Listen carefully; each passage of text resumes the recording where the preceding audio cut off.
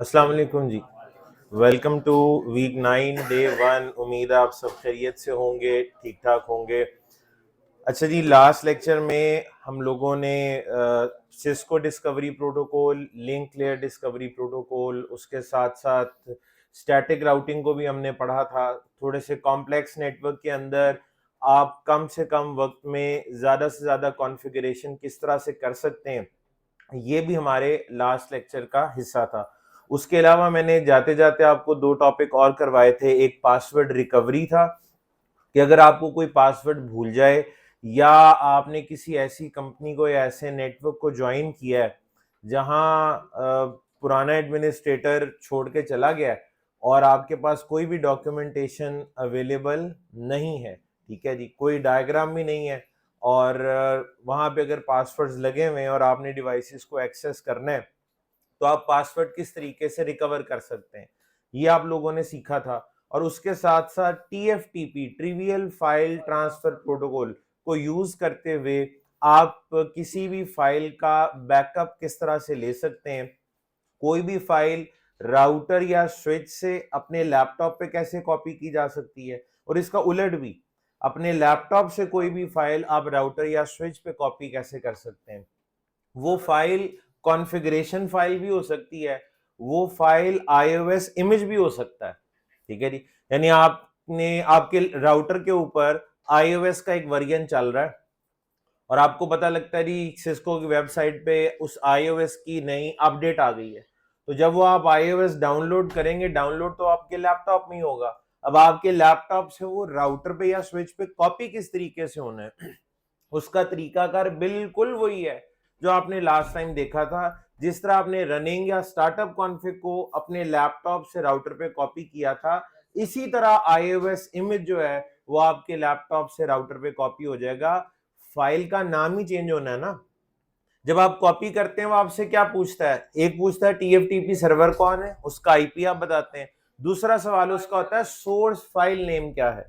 अब वो फाइल जो भी होगी, चाहे वो iOS इमेज हो चाहे वो कॉन्फ़िगरेशन फाइल हो, वो कॉपी हो जाएगी, आपने सिर्फ उसका नाम बताना है, ठीक है जी। अच्छा जी, आज के दिन की एक अनाउंसमेंट। आज थोड़ा सा आपको ये क्लास में भी माहौल बदला हुआ नजर आ रहा होगा, बाहर भी आपने देखा होगा कुछ बैनर्स वगैरह लगे हुए हैं।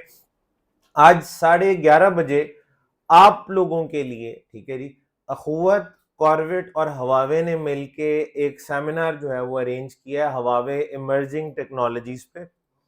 11:30 बजे वो शुरू होगा, जो जिसमें जो आप लोग मौजूद हैं आप भी शामिल होंगे, जो ऑनलाइन क्लास वाले हैं आप लोग भी शामिल होंगे।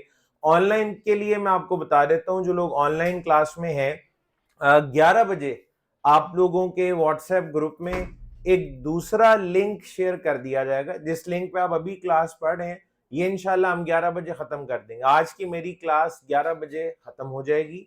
उसके बाद एक दूसरा लिंक आप लोगों के साथ हम शेयर करेंगे, ठीक है। तो 11:30 बजे जो है वो फिर दूसरे लिंक के ऊपर आपकी क्लास शुरू हो जाएगी, जिसमें एहसन मलिक साहब जो हैं वो हवावे का एक सेमिनार करवाएंगे। हवावे के ऑफिशियल्स ने भी यहाँ पे आना है, ठीक है जी। तो काफी सारे लोग होंगे। जो लोग यहाँ पे बैठे हुए क्लास में, आप लोगों के लिए मशवरा ये है कि अगर आप उठ के जाएं 11 बजे ब्रेक के लिए, ठीक है, तो अपनी सीट पे अपना कोई बैग शैग छोड़ जाइएगा, ताकि कोई और बंदा आपकी सीट ना मल ले, क्योंकि इसमें मेरा हाल है 200-300 लोग हैं, ठीक है। कुछ लोग इस क्लास में जिनको जगह मिल जाएगी वो आगे बैठ जाएंगे। बाकी लोगों ने ये क्लास ऑनलाइन ही अटेंड करनी है, वो दूसरे कमरों में बैठेंगे आके, और उनको जो लिंक है उससे वो क्लास को ऑनलाइन अटेंड करेंगे, ठीक है जी। तो बेहतर तो ये है यहाँ से उठे ही ना, और अगर उठ के जा रहे हैं तो कोई ना कोई अपनी सीट मल के जाइएगा, सीट उठा के नहीं साथ ले जाएंगे, ठीक है जी। तो जरा वो देख लीजिएगा, ठीक है। तो कोई ज्यादा लंबा चौड़ा नहीं है वो, इंशाल्लाह 1.5-2 घंटे का वो भी है उसमें। उसके बाद इंशाल्लाह आज आपको छुट्टी हो जाएगी।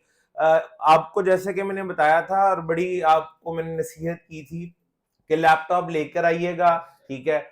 अब कहानी ये है कि इतना आज टाइम नहीं हमारे पास कि आप मैं भी लैब करूं और आप भी करें। आप लोग आज देखें, इंशाल्लाह कल के लेक्चर में हम देख लेंगे, मैनेज कर लेंगे कि आप लोगों ने जो लैब टास्क करने हैं वो आप फिर कल मेरे साथ कर लीजिएगा। कल तो असेसमेंट अब कल है ना। हाँ, वो मैंने प्लान चेंज कर दिया आज की वजह से। आज हम पूरा दिन पढ़ते तो कल फिर वो काम करते ना, ठीक है। तो कल भी हम पढ़ेंगे, ठीक है जी। कल लैब भी कीजिएगा, जो आज मैं करवा रहा हूँ और जो कल भी करेंगे, तो वो इंशाल्लाह उससे अगले हफ्ते के अंदर वो फुल डे असेसमेंट जो है वो हम रख लेंगे, ठीक है। मैं कोशिश कर रहा हूँ कि इस वीक में बहुत ज्यादा ना पढ़ाया जाए, क्योंकि मुझे ऐसा लग रहा है हम आगे तो पढ़ते जा रहे हैं लेकिन पिछली चीजें जो हैं वो आपके लिए याद रखना मुश्किल हो जाएगा। मैं आपकी असेसमेंट बता देता हूँ, ये जरा तवज्जो से सुन लें। मैं वो असेसमेंट वो इम्तिहान वाली नहीं है कि आप उसमें फेल या पास हो जाएंगे, ठीक है। वो उसी तरह अपने टाइम के ऊपर 10 नंबर की असेसमेंट होगी, गूगल फॉर्म ही आएगा, वो आपको उसी पे ही करना है, वो जो अखुवत की तरफ से है, ठीक है। ये जो मैं आपको दूंगा, मैं इसको एक लैब मैनुअल की शक्ल दूंगा, जिसमें ऊपर टास्क लिखा होगा, नीचे उसका सोल्यूशन भी लिखा होगा, और आउटपुट क्या आनी चाहिए एन मुमकिन है वो भी लिखा हो। ये आपके बाद में भी काम आएगा। यानी बहुत सारे लोगों को ऐसा लगता है ना कि जो हम पढ़ रहे हैं ये एक लैब मैनुअल की शक्ल में हमें सारी कमांडें इकट्ठी मिल जाए लिखी हुई। तो मैं कोशिश यही कर रहा हूं कि एक डॉक्यूमेंट इसी तरह का आपके लिए बना लिया जाए, आपने वो देख के ही पूरा करना है उसको। लेकिन एक दफा अगर आप वो पूरा सॉल्व कर लेते हैं, ठीक है, तो ये होगा कि आपको चीजें सारी की सारी रिवाइज हो जाएंगी। उसमें इंशाल्लाह कल तक हम जितना पढ़ेंगे वो सब शामिल होगा। जवाब ये इसकी बैटरी चेंज होने वाली है, ठीक नहीं है वो उधर चार्ज नहीं ना हुई होगी, तो ये भी ठीक नहीं है। अच्छा जी, और अगले उनको क्या बंदोबस्त कर छोड़े, वे एहसन साहब छोड़ेंगे नहीं आपको, तो पता ही है। अच्छा जी, तो आज जनाब जो हमने टॉपिक पढ़ने हैं उसमें सबसे पहले तो GNS3 का आज से हम इस्तेमाल शुरू कर रहे हैं।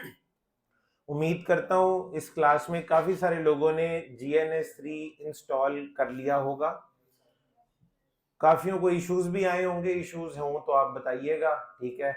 और कुछ चीजें GNS3 के हवाले से मैं आज भी आप लोगों के साथ शेयर करूंगा। ये जरा इसकी बैटरी चेंज हो जाए, कुछ खलाई मखलूकों की भी आवाजें आना शुरू हो गई हैं इसमें।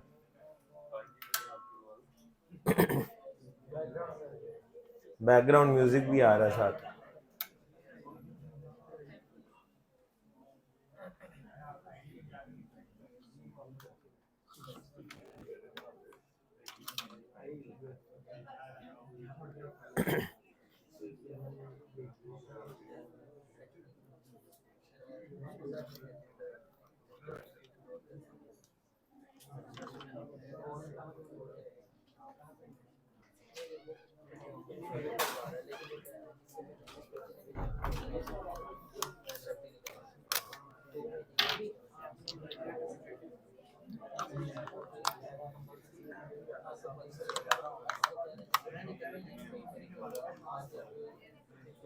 ओके, देख लें, वो काफी ज्यादा उसका शोर आना शुरू हो गया। AC आपकी तरफ है, ये तो अच्छी बात है। ग्रिल ऊपर कर दो उसकी यार। अच्छा जी, आज जो हम लैब करने जा रहे हैं उसकी डायग्राम मैं आपको बता देता हूं कि सिनेरियो क्या होगा और उसमें उसको हम GNS3 पे कैसे इंप्लीमेंट करेंगे। सबसे पहले तो बेसिक जी दो राउटर्स, राउटर 1 या राउटर 2 कर लें या राउटर A B कर लें, वो आपकी चॉइस है। तो मैं कहता हूँ एक राउटर 1 होगा, एक राउटर 2, आपस में दो वैन लिंक्स इनके दरमियान हम कनेक्ट करेंगे। दो की वजह आपको थोड़ी देर में समझ आ जाएगी। तो दो वैन लिंक्स होंगे जी इनके दरमियान, राउटर 1 का सीरियल 2/0 राउटर 2 के सीरियल 2/0 के साथ। भाई इंटरफेस का नंबर कुछ भी हो सकता है, राउटर के मॉडल पे डिपेंड करता है कि उसमें मॉड्यूल्स कितने हैं, पोर्ट्स किस टाइप की हैं। तो GNS3 में जाहिर है जो राउटर मैंने इस्तेमाल करने हैं उनमें मैंने आपको एक बताया था 2600 सीरीज का मैंने इमेज आपके साथ शेयर किया हुआ है, एक मैंने आप लोगों के साथ जो है 3600 सीरीज का इमेज शेयर किया हुआ और एक 7200। आप इनमें से बेशक सिर्फ 3600 और 2600 सीरीज को इस्तेमाल कर लें, 7200 की जरूरत नहीं है। तो एक लिंक होगा सीरियल 2/0 विद सीरियल 2/0, दूसरा लिंक जो हम इस्तेमाल कर रहे हैं वो सीरियल 2/1 और सीरियल 2/1। इनिशियली सिर्फ ऊपर वाला लिंक ही कॉन्फ़िगर होगा, एक एक्टिव एक ही करेंगे, दूसरे को बाद में देखेंगे एंड के ऊपर, ठीक है। तो 1.1.1.1 इसका आईपी, 1.1.1.2 इसका आईपी एड्रेस होगा, ठीक है जी। अच्छा, इसी तरीके से अब राउटर वन के साथ मैंने अब एक एंड डिवाइस कनेक्ट करनी है, राउटर वन के साथ एक एंड डिवाइस कनेक्ट करनी है। लेकिन ये जो एंड डिवाइस होगी ना, मैं चाहूं तो ये जो एंड डिवाइस है, ये यार वो जरा चेक कर लो, आवाज ठीक आ रही है, ठीक है जी। तो ये जो एंड डिवाइस है, ये GNS3 में भी मौजूद है, जिस तरह पैकेट ट्रेसर में होती है। आपने लैपटॉप ड्रैग एंड ड्रॉप करके लगा लिया, डेस्कटॉप लगा लिया, अब GNS3 में भी मौजूद है, आप इस्तेमाल कर सकते हैं। लेकिन मैं जो यहाँ पे लैपटॉप लगाने लगा हूं, ये मेरा एक्चुअल लैपटॉप है जो उस वक्त आपके सामने पड़ा हुआ है। स्क्रीन शेयर नहीं है, ओके।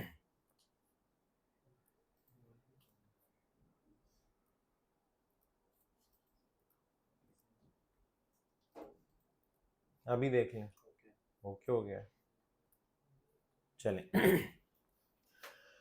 अच्छा, तो ये जो लैपटॉप है, ठीक है, ये जो लैपटॉप है, ये मेरा एक्चुअल लैपटॉप है जिस वक्त आप देख रहे हैं।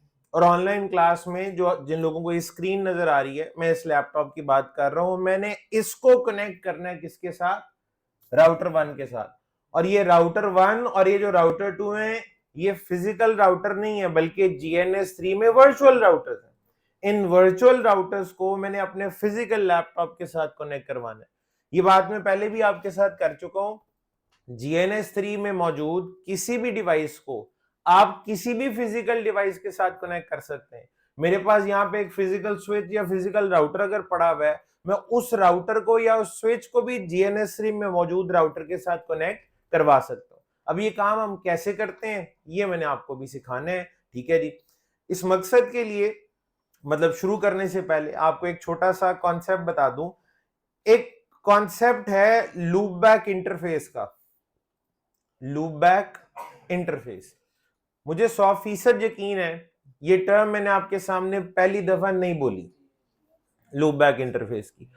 और पहली दफा लूप बैक इंटरफेस का जिक्र आपके साथ हुआ था जब मैंने आईपी एड्रेसिंग में /32 वाले जो आपका प्रीफिक्स लेंथ है, उसको जब एक्सप्लेन किया था, तो उस दिन मैंने लूप बैक इंटरफेस की बात की थी। थोड़ा सा बैकग्राउंड दोबारा दे देता हूं आपको। सिनेरियो ये था कि आप पुराने वक्तों में चले जाएं थोड़े से, आप 15-20 साल पहले हर बंदे के पास लैपटॉप्स, डेस्कटॉप्स, रिसोर्सेज नहीं थे। सिमुलेटर्स उस शक्ल में नहीं थे जिस तरह से आज हैं। आज पैकेट ट्रेसर भी है, GNS3 भी है। तो जिस तरह सिमुलेटर की सूरत हाल आज है, आज से 15-20 साल पहले, 25 साल पहले ऐसा नहीं हुआ करता था। तो उस वक्त किसी भी बंदे के लिए, किसी भी नेटवर्क इंजीनियर के लिए, पढ़ने वाले बंदे के लिए लैब पे जाके प्रैक्टिस करने का मौका उसे तभी मिलता था जब वो कोई जॉब करता था, और लाइव नेटवर्क्स में ही जाके उसे मौका मिल रहा होता था राउटर स्विचेस की कॉन्फ़िगरेशन करने का और वेरिफिकेशंस करने का, ठीक है जी। इस तरह से रिसोर्सेज नहीं थे हर किसी के पास कि आप घर बैठ के आराम से लैब कर लें कोई भी। अच्छा, अब वहां पे जो लाइव नेटवर्क है आपका, वो तो लाइव है, उसमें चलती हुई चीजों को आप अपनी टेस्टिंग के लिए तो छेड़ नहीं सकते। मिसाल के तौर पे आपके पास इतना सिनेरियो अवेलेबल होता है कि दो राउटर्स के दरमियान एक लिंक, वैन लिंक फ्री अवेलेबल है, इस्तेमाल नहीं हो रहा, पोर्ट्स खाली पड़ी हुई थी, केबल भी मौजूद थी। आपने कहा चलो जी इसके सीरियल 2/0 को इसके सीरियल 2/0 से कनेक्ट करा देता हूं, इसे अपनी मर्जी से आईपी भी दे देता हूं, 1.1.1.1 1.1.1.2 आईपी भी दे दिया। ये अवेलेबल था, फ्री था, इतना आपने कर लिया। इसके बाद राउटर ए का राउटिंग टेबल देखेंगे तो उसमें आपको क्या नजर आएगा? सिर्फ एक डायरेक्टली कनेक्टेड नेटवर्क। इसकी नेटवर्क आईडी क्या है? 1.0.0.0/8। तो राउटर ए के राउटिंग टेबल में ये वाला एक डायरेक्टली कनेक्टेड नेटवर्क आपको नजर आएगा, और राउटर बी के टेबल में भी यही एक डायरेक्टली कनेक्टेड नेटवर्क नजर आएगा। अब आपने स्टैटिक या डायनामिक राउटिंग की लैब करनी है, आपने अब स्टैटिक या डायनामिक राउटिंग की लैब करनी है। तो मुझे बताएं इसमें आप क्या लैब करेंगे? आपके पास सिर्फ एक डायरेक्टली कनेक्टेड नेटवर्क है, राउटर ए को किस नेटवर्क पे जाने का रास्ता बताएंगे, स्टैटिकली या डायनामिकली? कोई भी नहीं, कोई नेटवर्क ही नहीं है। कुछ हो तो ही एडवर्टाइज किया जाता है, तो ही राउटिंग प्रोटोकॉल या डायनामिक राउटिंग में भी कुछ करने का मौका मिलेगा। कोई दूसरा नेटवर्क हो वहीं पे जाने के लिए आप आईपी रूट वाली कमांड देंगे, इधर तो है ही कुछ नहीं। ठीक है, अब इसके लिए क्या किया जाए, इसका फिर हमारे पास एक तरीकाकार ये मौजूद होता है, इसका हमारे पास तरीकाकार ये मौजूद होता है कि आप यहां पे एक लूप बैक इंटरफेस क्रिएट कर लें। क्या करें, आपको एक नेटवर्क ही चाहिए ना, तो आप राउटर बी पे क्या करेंगे, एक लूप बैक इंटरफेस क्रिएट कर लें। लाइन वीटीवाई का कॉन्सेप्ट याद है ना, अगर वर्चुअल लाइंस हो सकती हैं तो इसी तरह वर्चुअल इंटरफेसेस भी हो सकते हैं। लूप बैक का एक सिंबल तो ये है जो आप देख रहे हैं, एक लूप बैक इंटरफेस का सिंबल इस तरह से भी होता है। जगह की मुनासबत से, जगह कम या ज्यादा हो, इनमें से कोई सा भी एक सिंबल आप इस्तेमाल कर सकते हैं। तो राउटर बी पे मैंने क्या क्रिएट कर लिया, एक loopback interface. Similarly router A पे भी क्या कर लिया, एक लूप बैक इंटरफेस क्रिएट कर लिया। ठीक है जी, तो दो लूप बैक इंटरफेसेस हो गए। है तो राउटर का इंटरफेस ना, और राउटर के ऊपर आपको रूल पता है, राउटर के हर इंटरफेस या हर पोर्ट का ताल्लुक एक अलग नेटवर्क के साथ होना चाहिए। राउटर की हर पोर्ट का ताल्लुक एक अलग नेटवर्क के साथ होना चाहिए। तो राउटर बी पे मैं जो आईपी एड्रेस असाइन करता हूं, वो आईपी एड्रेस लेट से ये होता है 22.22.22/32। ऐसा मैंने क्यों किया है, इसकी मैंने तफसील आपको बताई भी है। सिंगल इंटरफेस है, क्या इस लूप बैक के साथ कोई चीज कनेक्ट हो सकती है, क्या लिंक इस्टेब्लिश हो सकता है, किसी किस्म का भी लिंक इस्टेब्लिश नहीं हो सकता, पॉइंट टू पॉइंट भी नहीं हो सकता और मल्टी एक्सेस भी नहीं हो सकता। ठीक है जी, क्यों, कोई फिजिकल पोर्ट थोड़ी है, ये फिजिकल इंटरफेस थोड़ी है जिसके साथ आप कुछ कनेक्ट कर लेंगे। ये इंटरफेस है और इंटरफेस ही रहेगा, और सिंगल इंटरफेस के लिए सिंगल आईपी एड्रेस ही कॉन्फ़िगर होना चाहिए। और सिंगल आईपी एड्रेस कॉन्फ़िगर करने के लिए सबनेट मास्क क्या रखा जाता है, या प्रीफिक्स लेंथ क्या रखी जाती है, /32। मास्क क्या होगा, 255.255.255.255। इसी तरीके से आप राउटर ए पे भी कर लेंगे, 11.11.11.11/32। ये राउटर ए का लूप बैक इंटरफेस है। लूप बैक इंटरफेस के नंबर भी होते हैं, loopback 0 of router A, loopback 0 of router B. आप कितने लूप बैक इंटरफेसेस बना सकते हैं, बिलियंस की तादाद में बना सकते हैं। गालिबन 2 बिलियन से ज्यादा लूप बैक इंटरफेस आप एक राउटर के ऊपर क्रिएट कर सकते हैं। टेस्टिंग के लिए है ना। अच्छा, मैंने ये क्रिएट कर लिए, 2 बना लिए। इस डायग्राम में अब टोटल नेटवर्क्स कितने हैं, अब ये नीचे वाले की बात हो रही है, ऊपर वाले की नहीं। रेड वाली जो है 3, दरमियान में 1.0 वाला, एक ये 22 वाला और एक ये 11 वाला, 3 नेटवर्क हो गए। यही इनकी नेटवर्क आईडी। ये सिंगल आईपी में नेटवर्क आईडी ब्रॉडकास्ट आईडी नहीं होती, और राउटिंग सिंगल आईपी के लिए की जा सकती है। ठीक है जी, राउटर ए को किस नेटवर्क का या किस आईपी का नहीं पता, 22 वाले का। ठीक है जी, स्टैटिक राउटिंग से बता सकते हैं, बिल्कुल बता सकते हैं। राउटर बी को किसका नहीं पता, 11 वाले का। स्टैटिक राउटिंग से बता सकते हैं, बिल्कुल बता सकते हैं। स्टैटिक राउटिंग में वो नेटवर्क आईडी और मास्क वाली जगह पे क्या लिखेंगे, 11.11.11.11 लिखा जाएगा सिंगल आईपी वाली जगह पे, और उसके आगे मास्क क्या होगा, 255.255.255.255। और आगे आउटगोइंग इंटरफेस राउटर ए का भी सीरियल 2/0 होगा और बी का भी सीरियल 2/0 होगा। तो चलो, नेटवर्क में कुछ इंटरफेसेस और तो बढ़े, कुछ नेटवर्क और तो आए, कुछ आईपी और तो आए जो आपके लिए अननोन थे। राउटिंग तो अननोन के लिए कराई जाती है ना, कोई अननोन होगा तो राउटिंग कराएंगे। तो लूप बैक इंटरफेसेस बनाने का मकसद, बुनियादी मकसद टेस्टिंग है। लूप बैक इंटरफेस क्रिएट करने का बुनियादी मकसद क्या जी, लैब टेस्टिंग। ठीक है, हाँ, आगे चल के इसके मजीद भी कुछ फायदे, कुछ बाय प्रोडक्ट्स होती है ना साथ में, ऐसे मिल जाती है। तो आगे चल के जब आप डायनामिक राउटिंग को डीपली पढ़ेंगे, इनके कुछ और फायदे भी हैं जो हमें साथ मुफ्त में मिल जाते हैं। ठीक है, बट बुनियादी मकसद क्या है, टेस्टिंग। लूप बैक इंटरफेस तो बड़ी काम की चीज है, ये तो फिर हवावे में भी होनी चाहिए, बिल्कुल हवावे में भी है। ये चीज तो फिर जुनिपर में भी होनी चाहिए, उधर भी है। ये चीज तो फिर मेरे लैपटॉप में भी होनी चाहिए, मेरे लैपटॉप में भी है। मेरे लैपटॉप में अगर विंडोज चल रही है उसमें भी होनी चाहिए, उसमें भी है। लिनक्स चल रही है उसमें भी होनी चाहिए, उसमें भी है। अच्छा, अब मैं आज क्या करने जा रहा हूं वो मैं आपको बताता हूं। ये लूप बैक का कॉन्सेप्ट पता लग गया, टेस्टिंग के लिए इस्तेमाल करना है। लूप बैक सिस्को आईओएस में भी है, हवावे में भी है, जुनिपर में भी है, हमारे माइक्रोसॉफ्ट विंडोज में भी है। ठीक है, मैंने आपको अभी अभी टास्क क्या बताया है कि मैं अपने GNS3 के वर्चुअल राउटर को अपने लैपटॉप से कनेक्ट करना चाहता हूं। मैं चाहूं तो अपने लैपटॉप के फिजिकल इंटरफेस, ये आप केबल देख रहे हैं पीछे ऑरेंज कलर की केबल, ठीक है, ये एक फिजिकल कार्ड में लगी हुई फिजिकल नेटवर्क इंटरफेस कार्ड जो है, जहां पे मैंने केबल कनेक्ट की हुई है, जहां पे मैं इंटरनेट यूज कर रहा हूं, जिसकी वजह से ये ऑनलाइन क्लास इस वक्त लोग एक्सेस कर रहे हैं। मैं चाहूं तो अपने इस इंटरफेस को भी इस्तेमाल कर सकता हूं इस मकसद के लिए, बिल्कुल कर सकते हैं। लेकिन ये तो मेरा फिजिकल नेटवर्क है ना, जिसमें समझे और भी बड़े जरूरी काम हो रहे हैं, जैसे मेरी तो इस वक्त क्लास चल रही है ऑनलाइन। अपनी लैब टेस्ट करने के चक्कर में मुझे इस इंटरफेस को डिस्टर्ब तो नहीं करना चाहिए, अपने फिजिकल नेटवर्क को तो दरमियान में नहीं लाना चाहिए ना, बिल्कुल नहीं लाना चाहिए। तो फिर क्या करूं? क्या लैपटॉप के ऊपर भी लूप बैक इंटरफेस बन सकता है? जी बिल्कुल बन सकता है, लैपटॉप पे भी लूप बैक इंटरफेस क्रिएट हो सकता है। कैसे क्रिएट हो सकता है? ठीक है जी, ये आपको भी सिखाता हूं।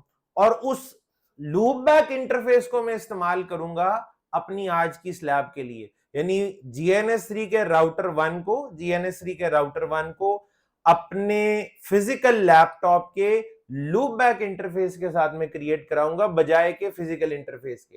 कर मैं सकता हूं, आगे चल के कर भी लेंगे, वो तो नॉर्मल सी चीज है ना। स्पेशल तो ये है कि लूप बैक इंटरफेस क्रिएट किया जाए और उससे कनेक्ट किया जाए फिजिकल नेटवर्क को डिस्टर्ब किए बगैर। ठीक है जी, तो सबसे पहला काम फिर मुझे आज क्या करना है, अपने लैपटॉप पे लूप बैक इंटरफेस कैसे क्रिएट होता है आपको ये मैंने सिखाना है। इसके लिए जी तरीकाकार आप लोग देख लें। सबसे पहले जा रहा हूं जी, ये क्या है? CMD, कमांड प्रॉम्प्ट, मेरे लैपटॉप का कमांड प्रॉम्प्ट। रन में जाके या नीचे सर्च में जाके CMD लिखा, कमांड प्रॉम्प्ट आ गया। आज के बाद मैंने पहले भी बताया था, कोई भी आप नेटवर्क एप्लीकेशन चलाएं, आपने उसे रन एज एडमिनिस्ट्रेटर करके चलाना है। बहुत सारे फीचर्स ऐसे हैं जिनके लिए परमिशंस रिक्वायर्ड होती हैं। ठीक है जी, ये याद रखना बड़ा मुश्किल है, किसके लिए चाहिए किसके लिए नहीं चाहिए। आदत बना लें कि जब भी आप कोई नेटवर्क एप्लीकेशन चलाएं उसे रन एज, और मैंने लास्ट टाइम ये भी बताया था, आप प्रॉपर्टीज में जाके परमानेंटली भी फिक्स कर सकते हैं कि ये एप्लीकेशन जब भी चलेगी रन एज एडमिनिस्ट्रेटर करके चलेगी। ठीक है, तो मैं इस पे कर रहा हूं राइट क्लिक, राइट क्लिक के बाद ये आगे क्या लिखा हुआ है?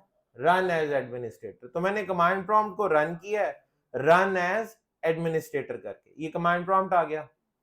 यहां पे अब आपने कमांड लिखनी है HDW, HDW for hardware, HDW, WIZ visit, hardware visit, hardware visit, HDW WIZ नजर नहीं आ रहा होगा, कोई मसला नहीं है, इसको यहां जाके बड़ा कर लेते हैं।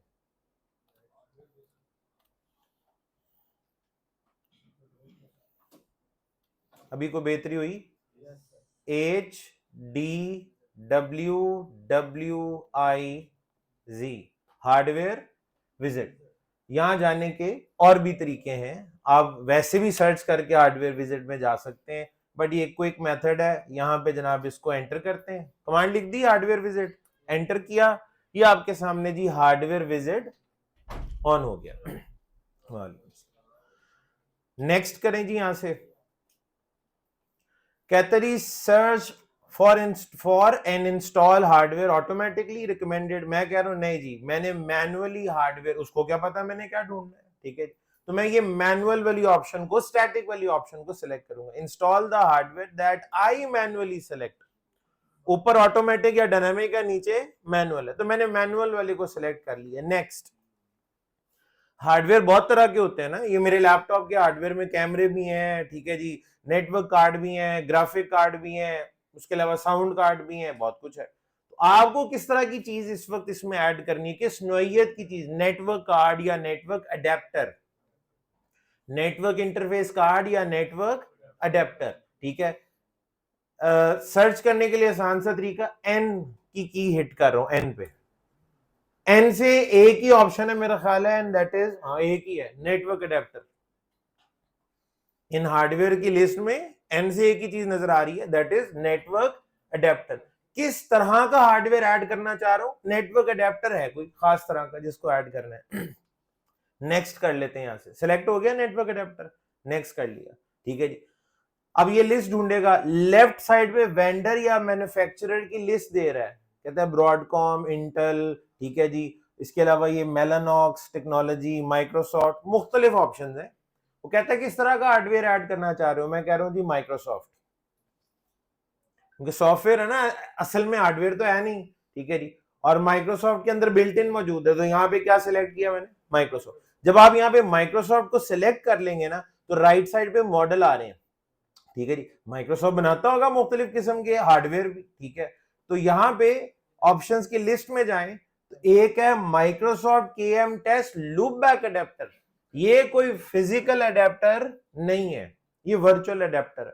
Microsoft KM test loopback adapter, loopback adapter select किया, नेक्स्ट किया, ठीक है जी। और एक बार फिर से आप नेक्स्ट करेंगे, ठीक है, एंड फिनिश। मेरे जो नेटवर्क अडेप्टर्स हैं उस लिस्ट में एक अडेप्टर और ऐड हो चुका है, मैं आपको जाके दिखाता हूं। नेटवर्क अडेप्टर देखने के लिए लास्ट टाइम एक शॉर्टकट बताया था, रन में जाके ncpa.cpl, ncpa.cpl एंटर करते हैं जी। अब ये अडेप्टर कुछ ज्यादा हो गए हैं, ये अभी ये एक तो ब्लूटूथ है, ये ईथरनेट पोर्ट नेटवर्क 2, ये वो है जिसके साथ मेरी केबल कनेक्टेड है, ये फिजिकल वाला, वो नीचे लिखा भी हुआ है इंटेल आर ईथरनेट कनेक्शन, ये वाईफाई है। अच्छा, उसके अलावा ईथरनेट 2 एंड ईथरनेट 3 दोनों के नीचे क्या लिखा हुआ है, माइक्रोसॉफ्ट KM टेस्ट लूपबैक, और ये भी क्या लिखा हुआ है, माइक्रोसॉफ्ट KM टेस्ट लूपबैक। मैंने कितने लूपबैक बनाए अभी, एक इसका मतलब है पहले से बना हुआ था, कौन से वाला, ईथरनेट 2, ईथरनेट 2 पहले से बना हुआ था, ईथरनेट 3 आपने अभी अभी बनाया। आप चाहें तो इनको रीनेम भी कर सकते हैं, ये ईथरनेट 2 ईथरनेट 3 नजर आ रहा है ना, अब इसका नाम लूपबैक 0 लूपबैक 1 भी रख सकते हैं, राइट क्लिक करें और रीनेम की ऑप्शन यहाँ पे मौजूद है, ठीक है जी। वो अगर कंफ्यूजन हो रहा हो ना, ये भी ईथरनेट है, ये भी ईथरनेट है, ये भी ईथरनेट है, तो आप नाम अपनी मर्जी का भी रख सकते हैं। तो क्या करना था जी, स्टेप्स क्या थे, ये कैसे क्रिएट हुआ है, कमांड प्रॉम्प्ट में जाना है, वो भी run as administrator, run as administrator करके आप कमांड प्रॉम्प्ट में गए, वहां पे कमांड क्या दी, हार्डवेयर विजिट HDWWIZ एंटर कर दिया, ठीक है जी। उसके बाद आपने नेक्स्ट किया, उसने कहा जी किस तरह का हार्डवेयर आप ऐड करना चाहते हैं, तो आपने नेटवर्क अडेप्टर को चूज किया, किसे चूज किया, नेटवर्क अडेप्टर। फिर आपने नेक्स्ट किया, उसने कहा मैन्युफैक्चरर कौन है, तो मैंने कहा जी माइक्रोसॉफ्ट। उसने कहा माइक्रोसॉफ्ट में बहुत तरह के नेटवर्क अडेप्टर हो सकते हैं, कौन से वाला, तो मैंने उसमें लूपबैक अडेप्टर को चूज किया, KM टेस्ट लूपबैक अडेप्टर। और उसको आपने सेलेक्ट करके जब नेक्स्ट किया और फिनिश किया, तो ये आपके सामने इंस्टॉल हो चुका है। अच्छा, अब ये दो आपको नजर आ रहे हैं, एक पहले से है, पहले वाला भी इसी तरह ही बना होगा ना, सेम इसी तरह बना होगा, एक आपने अभी अभी बनाया। अब पहले वाले की स्टोरी आपको बता रहे, तो मैंने इनको यूज कहां पे करना है, GNS3 में, GNS3 में जाके इस्तेमाल करना है, मैंने इनको GNS3 में जाके इस्तेमाल करना है। अमूमन ऐसा होता है कि आप जब, मैं इस वक्त अगर GNS3 चलाऊं, तो उसमें ये जो ईथरनेट 3 वाला है ना, ये जो अभी अभी आपने लूपबैक बनाया है, ये डिटेक्ट नहीं होगा। ऐसा हमेशा होना जरूरी नहीं है, लेकिन अमूमन हमने देखा है कि ऐसा ही होता है, ठीक है, कि मैं इस वक्त अगर GNS3 चलाऊंगा, तो ये ईथरनेट 3 को वो डिटेक्ट नहीं कर भी सकता है भाई, और अमूमन नहीं करता, ठीक है। उसके लिए एक दफा आपको अपना सिस्टम क्या करना पड़ता है, रीलोड। लूपबैक अडेप्टर बनाने के बाद अगला काम क्या करना होता है, सिस्टम को एक बार रीलोड, उसके बाद आप GNS3 में जाएंगे तो वो डिटेक्ट कर लेगा। लेकिन मैंने आपको फिर बताया, हमेशा ऐसा होना जरूरी नहीं होता, ये रीलोड के बगैर भी काम चल सकता है किसी का। तो वो मैंने आजमाया हुआ था अपने पास पहले, तो लिहाजा मैंने ईथरनेट 2 क्लास शुरू होने से पहले बना के एक दफा अपना सिस्टम रीलोड करा लिया, क्योंकि मैं क्लास के दौरान सिस्टम रीलोड इसलिए नहीं कर सकता, ये क्लास ऑनलाइन भी चल रही है, और रीलोड होने में फिर दोबारा ऑनलाइन क्लास ज्वाइन कराने में टाइम अच्छा खासा निकल जाना था, इसलिए मैंने ईथरनेट 2 को पहले ही बना लिया था, और मैं सिस्टम एक बार रीलोड करा चुका हूं। इसका मतलब है एक बात की तो गारंटी है कि मैं अब जब GNS3 इस्तेमाल करूंगा तो ईथरनेट 2 तो डिटेक्ट हो ही जाएगा, ईथरनेट 3 भी हो सकता है लेकिन 2 तो कंफर्म डिटेक्ट होगा। ठीक है, बना लिया हमने, अडेप्टर बन गया। अब हम क्या करने लगे जी, हम अब GNS3 चलाएंगे। खास तौर पे बिलखुसूस ये वाली लैब करने के लिए आपने एक चीज की तसल्ली कर लेनी है, और वो ये है कि आपने अपनी विंडोज की फायरवॉल को जाके ऑफ कर देना है। मेरी फायरवॉल इस वक्त ऑन है। Turn Windows defender firewall on और ऑफ, ये मैंने लास्ट टाइम भी आपको इसके बारे में बताया था। ठीक है जी, ठीक है। और यहां पे मैं दोबारा करके दिखा देता हूं अगर किसी ने नहीं देखा तो। सर्च में जाके फायरवॉल को सर्च करें, ये जी विंडोज डिफेंडर फायरवॉल आपको नजर आ जाएगी। इस पे जाएंगे, यहां पे turn Windows defender firewall on और ऑफ की ऑप्शन है, आपने जाके इसको ऑफ कर देना है। भाई वैसे स्पेसिफिकली जाके स्पेसिफिक एप्लीकेशंस और स्पेसिफिक पैकेट्स को भी अलाउ किया जा सकता है, लेकिन वो जरा मुश्किल काम है। ठीक है, हम विंडोज से हम सिस्टम एडमिनिस्ट्रेटर्स नहीं है, बराह रास्त लेना देना भी कोई नहीं है। हमारे लिए आसान तरीका ये है, टर्न ऑफ। ठीक है जी, तो for the time being lab testing के लिए मैंने फायरवॉल को क्या कर दिया, ऑफ। अच्छा, उसके बाद अब मैं क्या करने लगा हूं, GNS3 आपको नजर आ रहा है, राइट क्लिक करके मेक श्योर करना है रन एज एडमिनिस्ट्रेटर। ठीक है जी, इस वाली लैब पे तो गारंटी है रन एज एडमिनिस्ट्रेटर करके नहीं चलाएंगे तो ये कम्युनिकेट नहीं करेगा। ठीक है जी, आपके लैपटॉप के साथ। आप में से कोई मेरे साथ तो नहीं लैब करने की कोशिश कर रहा? अपना कीमती वक्त जाया ना करें आप, हाँ ना करें। मैंने शुरू में भी बताया था ये काम मेरे साथ ना करें, आपके केस में वैसे भी कम्युनिकेट शायद ना करे, वो बताऊंगा अभी क्यों नहीं करेगा। ठीक है, लंबी कहानी है, दर्दनाक किस्म। अच्छा जी, एक तो GNS3 में आदत डाल लें कि GNS3 को जैसे ही आप चलाएं, चलाते साथ ही इधर उधर हाथ पैर मारने नहीं शुरू कर देने, प्रोजेक्ट क्रिएट कर लो, ये कर लो, वो कर लो। तसल्ली से वेट करना है जब तक के आपको यहाँ पे सर्वर समरी में आपके रिसोर्सेज नजर आना शुरू नहीं हो जाते। ठीक है, जब नजर आना शुरू हो जाए, ठीक है, इसका मतलब है प्रॉपर्ली इनिशियलाइज ये हो चुका है। अब आपने जो करना है वो करें। मैं एक नया प्रोजेक्ट यहाँ पे क्रिएट करता हूं, यहाँ पे नाम दे दें। आपने लोकेशन चेंज करनी है, डायरेक्टरी चेंज करनी है कि ये कहां जाके सेव हो, आप ब्राउज करके कर सकते हैं। तो मैं डिफॉल्ट में ही जाने दे रहा हूं और इसको हम नाम रख लेते हैं अखुवत लैब 1 रख दे। यहाँ की तो लैब 1 ही है ना GNS3 में, तो अखुवत लैब 1 इसका नाम रख लेते हैं। ओके कर दिया। मुझे कह रहे जी इसका नया वर्जन आ चुका है। इसके वर्जन बहुत फ्रीक्वेंटली आते रहते हैं। ठीक है जी, मेरा हाल है को महीने में, हर महीने बाद कोई नया वर्जन, या एक महीने में 2 दफा भी आ सकते हैं। तो आपको कतन कोई जरूरत नहीं है, जो वर्जन आपने इंस्टॉल कर लिया है वो आपके लिए काफी है। आज से 10-15 साल पुराना वर्जन भी अगर आप इस्तेमाल कर रहे होते, जो टास्क हमने परफॉर्म करने फिलहाल वो उन पे भी हो जाते हैं, इस पे भी हो जाते हैं। ठीक है जी, तो मैंने इसको यहाँ पे इग्नोर कर दिया। वर्जन जो चल रहा है, जो इंस्टॉल हो गया है, बस आप उसको आप चलते रहने दें। अच्छा जी, अब मुझे क्या चाहिए, राउटर चाहिए। लेफ्ट साइड पे देखें तो आपको कैटेगरीज नजर आ रही है। सबसे पहले राउटर की कैटेगरी है, फिर उसके बाद स्विचेस की कैटेगरी है, फिर एंड डिवाइसेस की कैटेगरी है, फिर यहाँ पे सिक्योरिटी डिवाइसेस की कैटेगरी है, फिर यहाँ पे ऑल डिवाइसेस की कैटेगरी है। हर तरह की डिवाइस, राउटर, स्विच, जो कुछ है एक ही विंडो में नजर आ जाएगा। ठीक है, तो हमें तो इस वक्त चाहिए राउटर्स। मैं राउटर पे क्लिक करता हूं, मैंने 3 मुख्तलिफ किस्म के राउटर्स के इमेजेस अपने पास मैप करके रखे हुए हैं। अगर आपने मेरी GNS3 की इंस्टॉलेशन की वीडियो देख ली हुई है तो आपको ये पता होगा कि आप यहां तक कैसे पहुंचते हैं। तो मेरे पास 2600 सीरीज भी है, मेरे पास 3600 सीरीज भी है, 7200 सीरीज भी है। तो मुख्तलिफ सीरीज मुझे यहाँ पे नजर आ रही है। तो चले जी, एक राउटर यहां से मैं 3600 सीरीज का उठा लेता हूँ, ये 3600 आ गया। एक राउटर में यहाँ पे 2600 सीरीज का उठा लेते हैं, 2600 सीरीज का एक राउटर आ गया। ठीक है, प्लेटफॉर्म सेम भी हो सकते हैं और डिफरेंट भी हो सकते हैं, उसमें कोई मसले वाली बात नहीं है। तो एक 2600 और एक 3600 सीरीज का राउटर मैंने यहां से पिक कर लिया। ठीक हो गया, ये लेंगे आप सेम भी रखना चाहें, कोई मसले वाली बात नहीं है। ठीक है, अच्छा अब ना मैंने चूंकि 2 डिफरेंट प्लेटफॉर्म्स को चूज किया है, ठीक है, 2600 और 3600।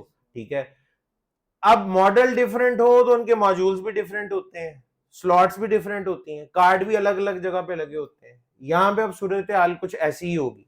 मैंने यहाँ पे प्लान किया था मैं सीरियल 2/0 को सीरियल 2/0 से जोड़ूंगा, इस तरह से, ये ऊपर वाली डायग्राम पे आ जाए। अब वो पोर्ट जो 3600 सीरीज का राउटर है ना, उसके ऊपर पोर्ट की नंबरिंग सीरियल 2/0 वाली है। आपने अगर मेरी वीडियो फॉलो की हुई है तो आपको पता होगा कार्ड कैसे लगाते हैं, ठीक है जी। तो अगर उस वीडियो के मुताबिक आपने इंस्टॉलेशन की हुई है तो हम वैन के लिए सीरियल 2/0 ही उसमें इस्तेमाल कर रहे हैं, ठीक है। लेकिन ये 2600 सीरीज में सूरत हाल थोड़ी सी मुख्तलिफ होती है। देख लेते हैं अभी किसके पास कौन से कार्ड अवेलेबल है। एड अ लिंक पे गए, ये नीचे लिंक कनेक्ट करने की ऑप्शन, इस पे क्लिक कर दिया जी, ऐड अ लिंक पे। राउटर 1 पे जाके क्लिक किया तो यहां मुझे जनाब 3600 सीरीज में दो फास्ट ईथरनेट इंटरफेस नजर आ रहे हैं, सीरियल 2/0, सीरियल 2/1, सीरियल 2/2, सीरियल 2/3। ये कौन से वाला विक कार्ड लगा होगा? विक 40, याद है जी विक 40, ये विक 40 लगा हुआ है इसमें। तो इसका सीरियल 2/0, राउटर 2 पे चलते हैं और यहां पे देखें इसके पास 3 फास्ट ईथरनेट है और 2 सीरियल हैं और पोर्ट के नंबर जरा डिफरेंट है, सीरियल 0/0 है और 0/1 है। तो कोई बात नहीं, कोई मसला नहीं है। तो मैं इसके सीरियल 0/0 से एक तरफ 2/0 है और एक तरफ 0/0 है। राउटर 1 का सीरियल 2/1 राउटर 2 के सीरियल 0/1 से कनेक्ट कर देते हैं। आपको वो नंबर नजर आ रहे हैं पोर्ट के? नहीं आ रहे, उसका तरीका भी देख लें। अभी ना ये कर्सर पे देखें प्लस बना हुआ ना, ये ऐड अ लिंक वाले मोड में है। इसको वापस निकालने के लिए दोबारा से ऐड अ लिंक पे क्लिक करें, ये दोबारा सिलेक्शन मोड में आ जाएगा। ऊपर यहाँ पे देखें प्ले के बटन के लेफ्ट साइड पे देखें तो यहाँ पे शो और हाइड इंटरफेस लेबल्स नजर आ रहा है। इस पे क्लिक करेंगे तो आपको इंटरफेस के लेबल नजर आएंगे। ये मसला पैकेट ट्रेसर में भी था, ये मसला इधर भी है, ओवरलैपिंग वाला, ठीक है जी। लेकिन यहां आप ओवरलैपिंग को ठीक कर सकते हैं, अपनी मर्जी से इनको ड्रैग एंड ड्रॉप किया जा सकता है, ठीक है जी। तो ये मैंने इसको जिस तरह से ये कनेक्टेड है उस तरह से यहां पे शो करा दी, सीरियल 2/0 सीरियल 0/0 के साथ, सीरियल 2/1 सीरियल 0/1 के साथ, ठीक है जी। तो डायग्राम का एक हिस्सा तो बन चुका है। अब इसके साथ और क्या ऐड करना था हमने? एक एंड डिवाइस। मैंने कहा था एंड डिवाइस जीएनएसरी के अंदर भी होती है, ये देखें थर्ड कैटेगरी आपके पास यहाँ पे नजर आ रही है। इस पे क्लिक करते हैं तो यहाँ देखें आपको वीपीसीज नजर आ रहे हैं। वीपीसीज को कैसे यूज करना है, कैसे कॉन्फ़िगर करना है, इन पे आईपी कैसे देते हैं, डीएनएस कैसे देते हैं, डिफॉल्ट गेटवे कैसे देते हैं, सब कुछ सिखाऊंगा। लेकिन आज तो हमारा प्लान ही नहीं है ना इसको लगाने का। आज तो प्लान है यहाँ मैंने अपना लैपटॉप कनेक्ट करना है। अब मैं अपना लैपटॉप कैसे कनेक्ट कर सकता हूँ? यहीं पर मुझे एक ऑप्शन नजर आ रही है ऊपर, देखें ये एंड डिवाइसेस की कैटेगरी, हाँ एंड डिवाइसेस की कैटेगरी में ऊपर क्या नजर आ रहा है? क्लाउड। क्लाउड को सिलेक्ट कर लेते हैं जी, यहां से क्लाउड को ड्रैग करके यहाँ पे ड्रॉप किया, ठीक है। मुझे ना अब ये इस पैनल की यहाँ पे जरूरत नहीं है एंड डिवाइसेस वाले की, इसको मैं क्रॉस कर देता हूँ ताकि यहाँ पे मेरे पास वर्क स्पेस जो है वो ज्यादा बन जाए। तो यहाँ पे ये क्या चीज आ गई? क्लाउड। क्लाउड इस्तेमाल होता है, ये जो क्लाउड का फीचर है ये इस्तेमाल होता है GNS3 में मौजूद वर्चुअल डिवाइसेस को फिजिकल वर्ल्ड के साथ कनेक्ट करने के लिए। क्लाउड रिप्रेजेंट करता है उन तमाम नेटवर्क अडेप्टर को जो आपको ncpa.cpl करके नजर आ रहे थे ना, ये उन सारों को रिप्रेजेंट कर रहा है बेसिकली, ठीक है। इसका तरीका आपको सिखाता हूं। इस पे आप राइट क्लिक करें, ठीक है जी। क्लाउड पे क्या किया? Right click. कॉन्फ़िगर की ऑप्शन में जा रहा हूं जी, राइट क्लिक करके कॉन्फ़िगर। यहां पे जरा देखिएगा कौन कौन से इंटरफेसेस आपको नजर आ रहे हैं। ईथरनेट, खाली वाला ईथरनेट कौन है? ये मेरी फिजिकल पोर्ट है। ईथरनेट 2 भी लूप बैक है और ईथरनेट 3 भी लूप बैक है। इट शोज कि इसने रीलोड किए बगैर ईथरनेट 3 को डिटेक्ट कर लिया है, ठीक है। लेकिन मैंने ईथरनेट 2 पहले से बनाया हुआ है, मैं वो यूज कर लूंगा, कोई मसला नहीं है। तो मैं अगर ये इस्तेमाल करूंगा तो क्या सिलेक्ट हो जाएगा? Physical port. और मेरी इस फिजिकल पोर्ट के साथ, अब जरा सुने, अगर मैं ये सिलेक्ट कर लेता हूं तो मेरी इस फिजिकल पोर्ट के साथ मैं अगर कोई स्विच लगा दूं, कोई राउटर लगा दूं, जो चीज मेरी इस फिजिकल पोर्ट से कनेक्ट हुई होगी वो अंदर उस राउटर से जीएनएससी के नेटवर्क से कनेक्ट हो जाएगी, ठीक है। फिलहाल इंटरनेट है ना, अगर मैंने इसको कनेक्ट कर दिया तो मेरी जीएनएससी की टोपोलॉजी रियलिटी में इंटरनेट के साथ कनेक्ट हो जाएगी। सब कुछ करके दिखाऊंगा जब जब जरूरत पड़ती रहेगी। तो आज जो करना है उतना ही रखते हैं। ईथरनेट 2 सिलेक्ट कर लिया, ठीक है, बल्कि बस यहाँ पे अभी कुछ भी नहीं करना, ये सिर्फ आपको पोर्ट्स दिखानी थी कि क्या डिटेक्ट किया और क्या डिटेक्ट नहीं किया हुआ। तो ये तीनों इंटरफेसेस इसकी लिस्ट में इस वक्त मौजूद है। कैंसिल करते हैं इसको। क्लाउड क्या रिप्रेजेंट कर रहा है? 3 इंटरफेसेस को। उनमें से अब आपने कनेक्ट किसके साथ करना है वो तो अभी हम देखते हैं 2 के साथ। एड अ लिंक पे दोबारा वापस आ जाए, एड अ लिंक पे दोबारा वापस आ जाए। क्लाउड 1 पे क्लिक किया, वो जो तीनों इंटरफेसेस वहां दिख रहे थे वो यहां नजर आ रहे हैं। आपने क्या कहा था? ईथरनेट 2 से जोड़ूंगा इसको। इस ईथरनेट 2 को इस राउटर 1 के फास्ट ईथरनेट 0/0 से भी जोड़ सकते हैं और 1/0 से भी जोड़ सकते हैं। मैं 0/0 से कनेक्ट कर देता हूं। ये नहीं यहाँ पे नहीं आएगा। ये जो क्लाउड 1 है, क्लाउड 1 किसको रिप्रेजेंट कर रहा है?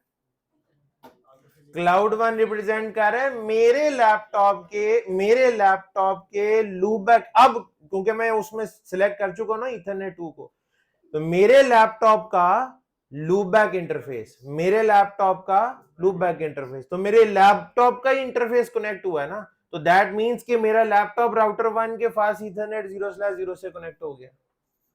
इंटरफेस किसका है? लैपटॉप का, ठीक है जी। तो मेरे लैपटॉप का लूपबैक इंटरफेस राउटर 1 के फास्ट ईथरनेट 0/0 से कनेक्ट हो चुका है, ठीक है जी। अच्छा, अब जाहिर है एक नया नेटवर्क बन गया है, यानी एक लैन है और वैन 2 है, लेकिन इनिशियली इस्तेमाल एक को करना है। अभी आपने इनिशियली हमने इस्तेमाल एक को करना है, ऊपर वाले लिंक को या नीचे वाले को, किसी एक को इस्तेमाल कर लेंगे, ठीक है। इस वक्त ये आपके कोई खास रिसोर्सेज इस्तेमाल नहीं कर रहा, ये दोनों की दोनों डिवाइसेस पावर्ड ऑफ है। या प्ले का बटन देख लें, यहां से प्ले करूंगा, यहां से प्ले करूंगा, तो राउटर 1 और राउटर 2 दोनों पावर ऑन हो जाएंगे। किसी एक को करना चाहें, जैसे मैं राउटर 1 को अगर करना चाहूं तो इस पे राइट क्लिक करें और ये स्टार्ट देख रहे हैं, स्टार्ट करूंगा तो सिर्फ राउटर 1 प्ले होगा, ठीक है जी। और ऊपर से प्ले करूंगा तो जितनी भी डिवाइसेस हैं सबकी सब पावर ऑन हो जाएंगी। ये राइट पे ना टोपोलॉजी समरी भी नजर आ रही होती है आपको। राउटर 1 एंड राउटर 2 फिलहाल पावर्ड ऑफ है। ये जी मैंने यहां से प्ले किया, यस किया, ठीक है जी। और ये अब आपके अब रिसोर्सेज को इस्तेमाल करना शुरू करेगा। आपको रिसोर्सेज यहाँ पे नजर भी आ रहे होते हैं, ठीक है, कि रैम कितने % इस्तेमाल हो रही है, प्रोसेसर कितना इस्तेमाल हो रहा है, ठीक है।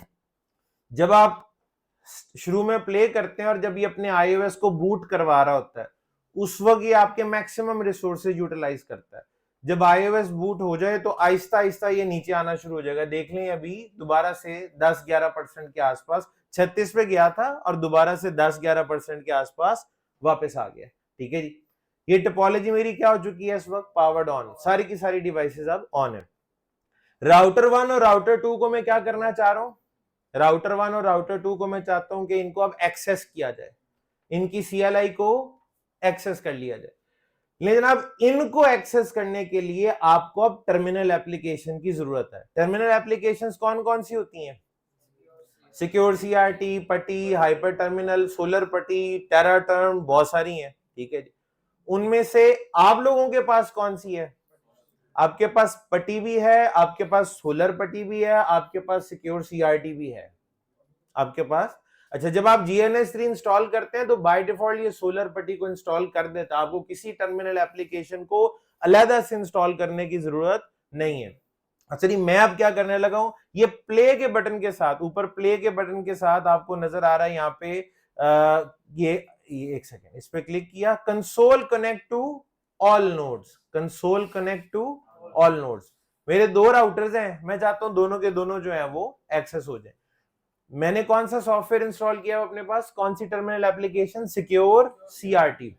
मेरे पास ये ओपन हुए हैं सिक्योर CRT में। ऊपर 2 टैब्स बने हुए नजर आ रहे हैं, राउटर 1 एंड राउटर 2, ठीक है जी। राउटर 1 एंड राउटर 2 दोनों आपको अब यहाँ पे दिखाई दे रहे हैं, ठीक हो गया।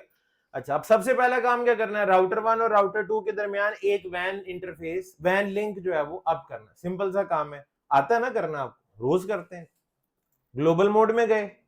अच्छा, कुछ चीजें नोटिसेबल है, मैं जरा हाईलाइट कर देता हूं, शायद आप सोच रहे हो उसके बारे में और परेशान हो रहे हो। जब मैंने इसको एक्सेस किया तो इसका होस्ट नेम क्या था? वैसे क्या होता है आमतौर पे? राउटर, लेकिन इसका होस्ट नेम तो R1।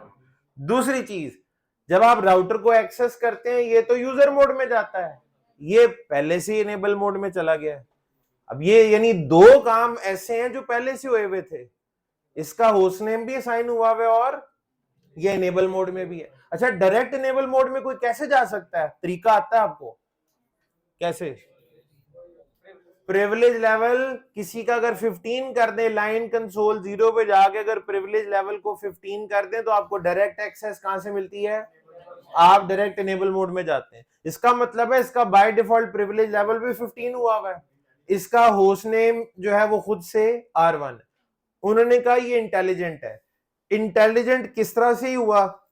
GNS3 में एक बेस कॉन्फ़िग फाइल होती है, GNS3 में एक बेस कॉन्फ़िग फाइल होती है जो कि एडिट भी की जा सकती है।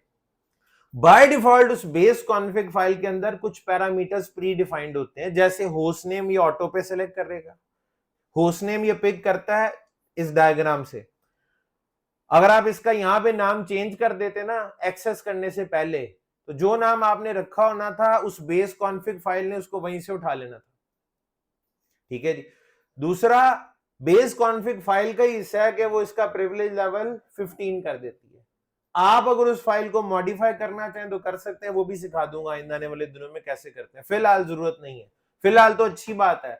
ये वो काम है जो आप कहते हैं अब तो ये बच्चों वाले हमें आ गए, बहुत प्रैक्टिस कर ली, हमें होस्ट नेम भी कॉन्फ़िगर करना आता है और यूजर मोड में जाने का तकल्लुफ भी करते हैं। करना तो होता कुछ नहीं हमने वहां पे, हम तो क्रॉस करके आगे निकल जाते हैं। तो अच्छी बात है अगर इनेबल मोड से एक्सेस मिल रही है, काम तो यहीं से शुरू होता है, तो अच्छी बात है, हम अपना काम जारी रखते हैं फिर। ठीक है जी। ये जी राउटर 1 के ग्लोबल मोड में हम आ गए। साथ है जी आप लोग क्या करना है, लिंक अप करना है वैन वाला राउटर 1 और 2 के दरमियान। इंटरफेस सीरियल 2/0, राउटर 1 का इंटरफेस सीरियल 2/0 था। आगे सबसे पहले इसको देना है आईपी एड्रेस 1.1.1.1.255.0.0.0। उसके बाद नो शटडाउन, लाजिम चीज नो शटडाउन है। बाकी कीप अलाइव, एनकैप्सुलेशन, डीसी पे क्लॉक रेट आपको पता है बाय डिफॉल्ट कॉन्फ़िगर्ड ही होता है, उसको छेड़ने की जरूरत नहीं है। राउटर 2 पे जा रहा हूं, सिर्फ ऊपर से टैब चेंज किया मैंने, ये देखें राउटर 1 की बजाय राउटर 2 पे सेलेक्ट कर लिया। ठीक है, सोलर पट्टी में भी, पट्टी में नहीं, सोलर पट्टी में ऐसे हो सकता है। ठीक है जी, पट्टी में नहीं होता। ठीक है, राउटर 2 पे आए, उसके बाद जनाब अच्छा अब एक तो बात ये, हसरत से आप सिक्योर सीआरटी को देखते रहे 6 महीने बैठ के, उसे बेहतर नहीं आप इंस्टॉल ही कर लें अपने पास। अभी तो आपको सोलर पट्टी बिल्कुल तंग नहीं करेगा, आप कहेंगे ठीक है, आप बस थोड़े से कलर शलर का फर्क है, बाकी सब कुछ तो ठीक ही चल रहा है। लेकिन आइंदा आने वाले दिनों में आपको ये एहसास होता जाएगा कि सिक्योर सीआरटी के बहुत से फायदे हैं, वो मैं सारे आपको बताता भी जाऊंगा। फिर आपका दिल ललचाएगा कि ये होना चाहिए हमारे पास भी, तो आपके पास है, आपके पास है, वक्त निकालना है और इसको इंस्टॉल करना है। सिक्योर सीआरटी को इंस्टॉल करने की वीडियो भी आपके पास मौजूद है। इंस्टॉल तो आपने करना है ना, मैं एक एक के लैपटॉप पे तो नहीं कर सकता। अच्छा, आप लोगों को इंस्टॉलेशन में प्रॉब्लम आएगी सिक्योर सीआरटी, मैं बता, वो वीडियो देख के भी आएगी, कुछ को नहीं आएगी, कुछ को आएगी। आपने जवाब सबके पास आ जाना है। ठीक है, इधर ही, और मैं हुआ तो मेरे पास, वरना जवाब सबके पास। अगर आप वीडियो को बहुत ही ध्यान से देखेंगे, नजर जरा इधर उधर किए बगैर, तब आपको जरूरत नहीं पड़ेगी हमारी मदद की, आप इंस्टॉल कर लेंगे। लेकिन वीडियो में जरा सा आपका ध्यान इधर उधर गया, ठीक है जी, तो फिर मसला खराब हो जाएगा, फिर आपसे इंस्टॉल नहीं हो पाएगा। ठीक है, ऐसा ही है ना जवाब साहब, ऐसा ही है। ठीक है, तो लिहाजा आप कोशिश कर लीजिएगा कि आप इसको इंस्टॉल कर लें। राउटर 2 पे आ गए जी, इंटरफेस सीरियल, इधर डिफरेंट था ना, इंटरफेस सीरियल 0/0 था, आईपी एड्रेस 1.1.1.2। मैंने कोई नया काम किया अभी तक? कॉन्फ़िगरेशन पॉइंट ऑफ व्यू से मैंने नया कुछ भी नहीं किया, मैंने सिर्फ एक वैन लिंक अप किया राउटर 1 और 2 के दरमियान। ठीक है जी, डू राइट, और इधर भी डू राइट, ताकि ये कॉन्फ़िगरेशन सेव हो जाए। GNS3 के नए वर्जन में ऑटो सेव होता है, आपको GNS3 में कहीं जाके सेव कराने की जरूरत नहीं है, आपने जस्ट अपनी कॉन्फ़िगरेशन को राइट करना है, प्रोजेक्ट के अंदर ये कॉन्फ़िगरेशन खुद ही सेव हो जाएगी। GNS3 में ये कॉन्फ़िगरेशन नए वेरिएंट्स के अंदर खुद ही से ऑटो सेव हो जाती है। क्या हो जाती थी? Auto save. आपको सेव करने की जरूरत नहीं है, पुराने में करना पड़ता था, नए में कोई जरूरत नहीं है। तो राउटर 1 और राउटर 2 के दरमियान वैन लिंक जो है वो आप हो चुका है। पिंग करके जरा तसल्ली भी कर लेते हैं, राउटर 1 से राउटर 2 पिंग हो रहा है। अब मैं जो एक काम करने लगा वो ये है, राउटर 1 और अपने लैपटॉप के दरमियान जो लिंक है वो भी तो आप करना है ना, ठीक है जी। अच्छा, उसके लिए आईपी एड्रेसिंग की स्कीम जरा सोच लेते हैं कि यहाँ आईपी क्या रखने हैं। मैं यहाँ आईपी दे देता हूँ 10.0.0.1 और इसका आईपी रखते हैं 10.0.0.2, इसके फास्ट ईथरनेट 0/0 का। प्राइवेट आईपी है ना, प्राइवेट ही है, क्लास ए का प्राइवेट है, तो ये प्राइवेट आईपी यहाँ पे असाइन कर दूंगा जी। जी जी बिल्कुल कर सकते हैं, 100% कर सकते हैं, ठीक है। तो 10.0.0.1 10.0.0.2। अच्छा, इस लैपटॉप पे जाके एक तो आईपी देना है, उसके बाद सबनेट मास्क, ठीक है जी, उसके बाद डिफॉल्ट गेटवे। इसका डिफॉल्ट गेटवे कौन होगा? 10.0.0.2। ये तीन चीजें आपने यहाँ पे बतानी है। राउटर 1 को पहले कॉन्फ़िगर कर लें। राउटर 1 का इंटरफेस फास्ट ईथरनेट 0/0 ऐसे ही करते रहे ना। आईपी एड्रेस 10.0.0.2 255.0.0.0 नो शटडाउन, बस ठीक हो गया। राउटर 1 वाली साइड तो कॉन्फ़िगर कर लिया है, मेरे लैपटॉप वाली साइड तो रहती है ना, लैपटॉप पे सिर्फ आईपी देना है। अच्छा, मेरे लैपटॉप का एग्जैक्टली इंटरफेस कौन से वाला है? ईथरनेट 2, जो कि लूप बैक अडेप्टर है। अब वहां तक पहुंचूंगा कैसे? लैपटॉप से तो पहुंचूंगा, यहां तक कैसे पहुंचते हैं हम? ncpa.cpl रन पे लिख के, ठीक है जी। अच्छा, ये लास्ट टाइम मैंने दिखाया था, आप अपने लैपटॉप के किसी भी अडेप्टर पे आईपी कैसे कॉन्फ़िगर करते हैं, वो एलएलडीपी कैसे एनेबल करते हैं, वो दिखाने के लिए यहां हम आए थे। राइट क्लिक किया, प्रॉपर्टीज। अच्छा, आप में से को अगर ऐसा बंदा ना जिसको लगता है कि वो सिर्फ क्लास पढ़ेगा और उसके बाद उसको सब कुछ आ जाएगा, ये आपकी सोच है। अगर आप इस पूरे हफ्ते के अंदर अपना लेक्चर रिवाइज नहीं करते तो आपको कुछ नहीं आएगा, ठीक है जी। वो आपको अगली क्लास में आके रियलाइज हो रहा होगा, हाँ ऐसी बात तो हुई थी कोई, ठीक है जी। अच्छा, उसके बाद आपने क्या करना है? प्रॉपर्टीज। प्रॉपर्टीज में टीसीपी IPv4, ठीक है जी, फिर प्रॉपर्टीज, ठीक है जी, और यहां पे आपने आईपी असाइन कर लेना है। ऑटोमेटिक सिलेक्ट हुआ हुआ, आपने करना है जी manual use following IP address. क्या आईपी रखना है जी? 10.0.0.1 मास्क डिफॉल्ट वाला ही है क्लास ए का, और गेटवे 10.0.0.2। फिलहाल डीएनएस सर्वर नहीं है हमारे नेटवर्क में, बन सकता है कोई मसला नहीं, लेकिन फिलहाल डीएनएस सर्वर नहीं है, लिहाजा नीचे डीएनएस की आईपी देने की जरूरत नहीं है। कुछ देर में अगर टाइम मैनेज हुआ तो मैं डीएनएस कॉन्फ़िगर करके वो भी आपको अभी दिखा दूंगा, ठीक है। तो तीन चीजें कॉन्फ़िगर की हैं, आईपी, मास्क और गेटवे, ठीक है जी। आईपी, मास्क और गेटवे। इस किस्म के मैसेजेस आमतौर पे उसी वक्त आते हैं जब आपकी एंड डिवाइस किसी नेटवर्क से कनेक्ट हो जाए, ठीक है। कहता है, do you want to allow your PC to be discoverable by other PCs and devices on this network? Yes कर ले, नो कर ले, कोई खास फर्क नहीं पड़ता, मैं कहता चले यस। नेटवर्क ही वर्चुअल है पूरे का पूरा, ये वाला ऐसा ही है ना जी, वर्चुअल नेटवर्क है। लूप बैक खुद वर्चुअल, आगे जीएनएस3 का राउटर भी वर्चुअल, कर ले डिस्कवर जिसने करना है, कोई मसला नहीं है, ठीक है जी।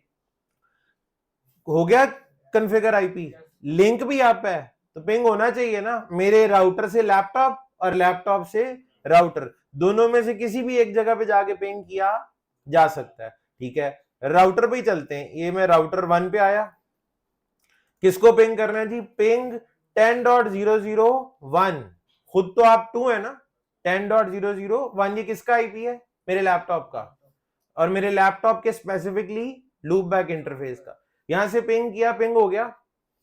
ये पिंग कोई मामूली पिंग नहीं है, मैंने जो जो कुछ किया है, मैंने जो जो कुछ किया है, ठीक है जी, सेम यही स्टेप अगर आप लोग अपने पास फॉलो करेंगे, आप लोगों का पिंग नहीं होगा।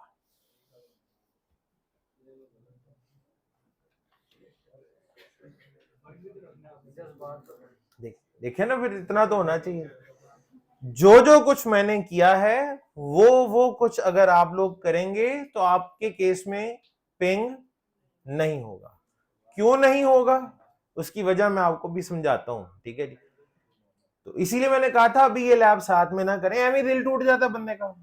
ठीक है, मैं भी थोड़ी देर में बताता हूँ, और कोई तो नहीं बड़ी बात भी नहीं है, इतना मुश्किल कोई चक्कर नहीं है, एक छोटा सा कॉन्सेप्ट है, वो क्लियर हो जाएगा अभी। ठीक है, फिलहाल मेरे केस में तो पिंग हो रहा है ना जी, तो जो हो रहा है बंदा उसको तो पूरा अंजाम तक पहुंचा दे। ठीक है, अच्छा इसका मतलब है अब कोई भी फाइल राउटर 1 और मेरे लैपटॉप के दरमियान एक्सचेंज हो सकती है, बिल्कुल हो सकती है। क्या मैं अपने लैपटॉप को TFTP सर्वर बना सकता हूं? बना सकता हूं। क्या हमने लास्ट लेक्चर में बनाया था? हाँ जी बनाया तो था, बिल्कुल बनाया था। ठीक है जी, तो कैसे बनाया था उसके लिए मैंने कहा था ये एक एप्लीकेशन है TFTP के नाम से, TFTP D64। ठीक है जी, इसमें 32 आता है 32 बिट के लिए और 64 बिट ऑपरेटिंग सिस्टम के लिए। मैंने ये आपके साथ शेयर किया हुआ है। ठीक है, इसको आप चला लें, again right click, run as administrator, yes करें। यस करने के बाद दो काम होते हैं, ऊपर आपने क्या सिलेक्ट करना है, डायरेक्टरी के फाइल सेव कहां पे होगी, और नीचे आपने इंटरफेस सिलेक्ट करना होता है। बहुत सारे इंटरफेसेस हैं, मेरा फिजिकल इंटरफेस भी है। ठीक है, जिसको DHCP से IP मिल रहा है, जिसके थ्रू इंटरनेट में यूज कर रहा हूं, वो भी यहां पे नजर आ रहा है। और क्या इनमें लूपबैक भी शामिल है 10.001 वाला, ये 10.001। तो इसका मतलब क्या है, मेरा ये लैपटॉप अपने इस जो पोर्ट है 10.001 के ऊपर उसने क्या इनेबल कर लिया है, TFTP सर्वर की एप्लीकेशन इनेबल करके ये TFTP सर्वर बन चुका है। मेरा ये लैपटॉप इस वक्त TFTP सर्वर बन चुका है। कौन सी पोर्ट के लिए? ओनली फॉर 10.001, जो किसके साथ कनेक्टेड है, राउटर 1 के साथ, GNS3 में राउटर 1 के साथ। उसने इसको पिंग किया था। इसका मतलब है कोई भी फाइल आप भेज सकता है जी, भेज तो सकता है। कैसे पता लगेगा, जाके जरा इधर से वेरीफाई कर लेते हैं। क्या किया था, कैसे बैकअप कैसे लिया था कॉन्फ़िगरेशन का लास्ट टाइम आपने? कॉपी, इनेबल मोड में कमांड है कॉपी। मैं जरा इसको कोशिश कर रहा हूं कि आपको ना ये साथ साथ ये भी दिखाई दे जाए कि इधर भी मैसेजेस बैकएंड पे आ रहे हैं। Copy running config space, startup config भी किया जा सकता है, कॉपी रनिंग कॉन्फ़िग TFTP। मैंने ये कमांड लास्ट टाइम भी सिखाई थी, आज भी है। एंटर करते हैं जी, एड्रेस पूछ रहा है TFTP सर्वर का, तो 10.001 एंटर करते हैं जी इसको। डेस्टिनेशन फाइल नेम, वो कहता है डेस्टिनेशन में फाइल नेम ना R1-config रखूंगा। मैं कहता हूं तुम R1-config के आगे आज की डेट भी डाल देना। आज की डेट क्या जी, 19 अगस्त